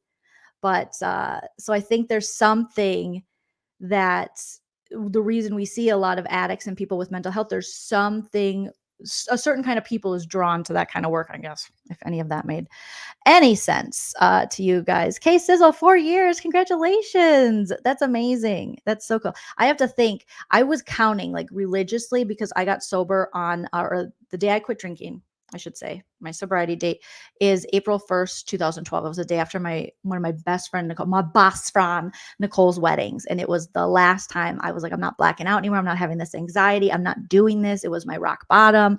I was like, I'm done. And so every year I usually post about it, but I don't think this year I did. So what is that? 12 years? No, 8. That's 12 years, right? There was just, it was weird because I've always counted, and but this year I really don't think I did. And I always thought it was, I probably did the shit on purpose, but I always thought, I'm a comedian and I got sober on April Fools. Haha. Okay, Joleen, that's pretty lame. But honestly, it's like to think now that I have been sober longer. Am I sober longer than I drank? I started drinking as a teenager. So maybe I got a little bit to go. Because I got sober at 32. I had just turned 32. And I was just down a bad path of like blacking out, just unhealthy. I just didn't like who I was. I was having panic attacks. So I wasn't remembering what I did. I had just lost a very dear friend to cancer. I was a mess. I was newly dating hype man husband Chell. So it's kind of fun to know that my husband knows me mostly as a sober person, which is pretty fun. Because I never thought that would be my new identity. I thought I was destined to kind of be a drunk, I guess. Part of you thinks that way. You just do. Whether you're willing to admit it or you're willing to get help. I just thought, well, this isn't going well. So, yes, Joe was Kristen's good friend. Oh, Pamela, you got sober at 30? It's a good time. Good time, those early 30s. I honestly can't imagine drinking now because if I don't get enough sleep, I'm hungover. So I can't imagine drinking like I did and being 44 years old. Oh, hell to the na, na, na. Na, na, na, na. Is it your birthday? Kala Everett says, thank you, Joleen. This was the best B-Day gift ever. Stay healthy. If it is truly your birthday, we're going to play the birthday song for you with my wonderful friend Busy Blue and his fiance Tay the Bay singing happy birthday. Happy birthday. It's your birthday. It's your birthday. It's your birthday. Happy birthday. Happy birthday. It's your birthday. Happy birthday. It's your birthday. I love that. They're so cute. Shout out to Busy Blue. Elizabeth, oh, thank you so much. Says, oh my goodness, Joleen, you're a real one. Thank you for being so open. I definitely, it's been held against me, being open about my sobriety, but I'm never going to stop being open about it because I think it's important. And I love when other people are vulnerable and share about their sobriety. And I think you have to have the conversations. And yeah, so I just am like, yeah, I was a freaking mess. You have your different rock bottoms. It depends on the person. I remember just thinking I didn't want my parents to have to find me or for something to happen to me because I was just blacking out and who knows what could happen. I'm very lucky that, I didn't, fall down, hit my head, get, there's just like a lot of situations in which I got very lucky. And I remember thinking, I just don't want that for my parents. I don't want that for myself. I was in this new relationship with Chell, and he was like cleaning up after me basically because I was just a mess. And I'm like, I don't want my life like this. And I don't know why that day in particular. I still don't fully know why that day was the day, but I think I just got to the point where I thought I had ruined my best friend's wedding. Turns out I didn't. I was a lot of fun, but I also was annoying and took the mic from the DJ. And Chell got me in the car by saying there was kittens. But I know what it's like because alcoholism is very prevalent in my family and stuff. And I didn't want to be someone's mess they had to pick up and clean up. And I don't know. I just didn't want to do that. And I was like, I need to be done. I need to be done. And yeah, it's a whole thing. But Nana is also a sober lady. Nana's been sober since 1999. I mean, she's killing it. So I kind of always knew because I knew it was in my family, and I knew so many people, had the disease of alcoholism that I was related to. I kind of, from my first time I took a drink, I was like, oh, I like this too much. I might be too good and too bad at this. And eventually one day, I'll have to stop this. I remember like thinking that, like cognitively thinking that as like a teen, especially after my mom stopped drinking. Once my mom got sober, that was like a wake up call, and I started watching myself. However, I was 19 years old, so it still took until I was 32 for me to really wake up to the fact that I had all these things I wanted to do and accomplish, and I just, wanted to be able to do that. So yeah, Chell baited me into the car with kittens. That always works. And yeah. And then that was the last day. I know. Pricer, agree. I think they have to stop making Joe a thing. I don't think they should bring her back. I think they should definitely reach out, get her some help. And yeah. Thank you, Judy. I'm so happy you found me too. I'm so happy you came over here. We have a lot of fun over here. We have a great group chat, you guys. We went 3 hours today, and I'm going to be back later for the Vanderpump Rules finale. So I'm just live with you guys all day. Right? I never wanted to go home, Liz. I was like, let's party. And luckily, Hype Man husband Chell was never a partier. I was like, have a drink. I was such a bad influence on Hype Man husband Chell. He was training for a marathon when we were dating, and I was an alcoholic. And he was literally training for a marathon. It was the PF Chang's, I think, in Arizona. And I've told this little story before, but he was hopping, running. And I would follow him on my beach cruiser on these paths in Scottsdale, Arizona. And I would be drinking Miller Lite and smoking cigarettes while he was training for a marathon. I'm like, why did you even like me? I mean, clearly my personality is pretty stellar, but he stuck around for that. Yes, me and Nana will be doing a live together very soon. Very, very soon. Emily says, think about Katie's reunion dress. It'll make you happy. That reunion dress is fire. I know. I wish we could watch it together, but YouTube will strike it. I could literally put it on with no sound, and you could just watch me watch it, which I don't think anybody wants to do. I don't think anyone wants to do. Layla says, good for you. Deserve more life than to feel like you are someone your family will have to clean up after. Yep, we all do. It's a big deal to recognize that and do the hard work. I agree with you, and thank you for saying that. And that is very kind and very true. Liz says, must say, all lovely people on here for you, Jolene. It's literally so, everyone is so lovely. And when our friend Christina came over here, she was like, holy shit, your chat and stuff, they're so nice. I'm like, yeah, we're all really cool rabies bitches. We're just super cool rabies bitches over here. We are just rabid. Beach said, I would love watching VPR live with you, but I'm a few hours behind you, I think. Well, I do watch it. Because I do watch it in the Eastern time zone. If you have Sling TV, my number one thing, if you are in not the East Coast and you want to watch it sooner and you're looking for a new provider for your streaming, or your cable, I guess. Sling TV has been a game changer for me, where I can watch all my Bravo shows and all shows, and I can watch it in Eastern time zone, and yet I'm in California. So yeah. Michelle, thank you so much for the super chat. Says, sending love to you, Jolene, and everyone staying sober and or working on it. It's not an easy process. It definitely isn't. And to those who still struggle each day, remember, each day is a fresh start. Don't give up. Exactly. That was something beautiful Lala said last season. Which is like F's with my head, because I wanted to fight for Lala. I wanted to like be team Lala. I really did. And she just made it impossible this season. But she said something really beautiful last season, when all the ladies went out after Scandal broke and Ariana was wearing the gold dress, and then Schwartz showed up. But before he showed up, Sheena brought her sister and Charlie was there. And Sheena was talking about the restraining order, and she was very emotional, that Rachel Raquel had put this temporary restraining order on her, and that they were going to go to court. And she told Sheena that, remember, this isn't your forever. And I thought, Lala, that's a wonderful thing to say to your friend. If you have a friend who's struggling, or you yourself struggling, always remind yourself that this is not your forever, because it can get overwhelming, and the anxiety of it all can just snowball and cause all this horribleness. And I'm like, how did we go from that to where we are now with Lala? This is not. So maybe Lala, even though you called us rabies bitches, this is not your forever.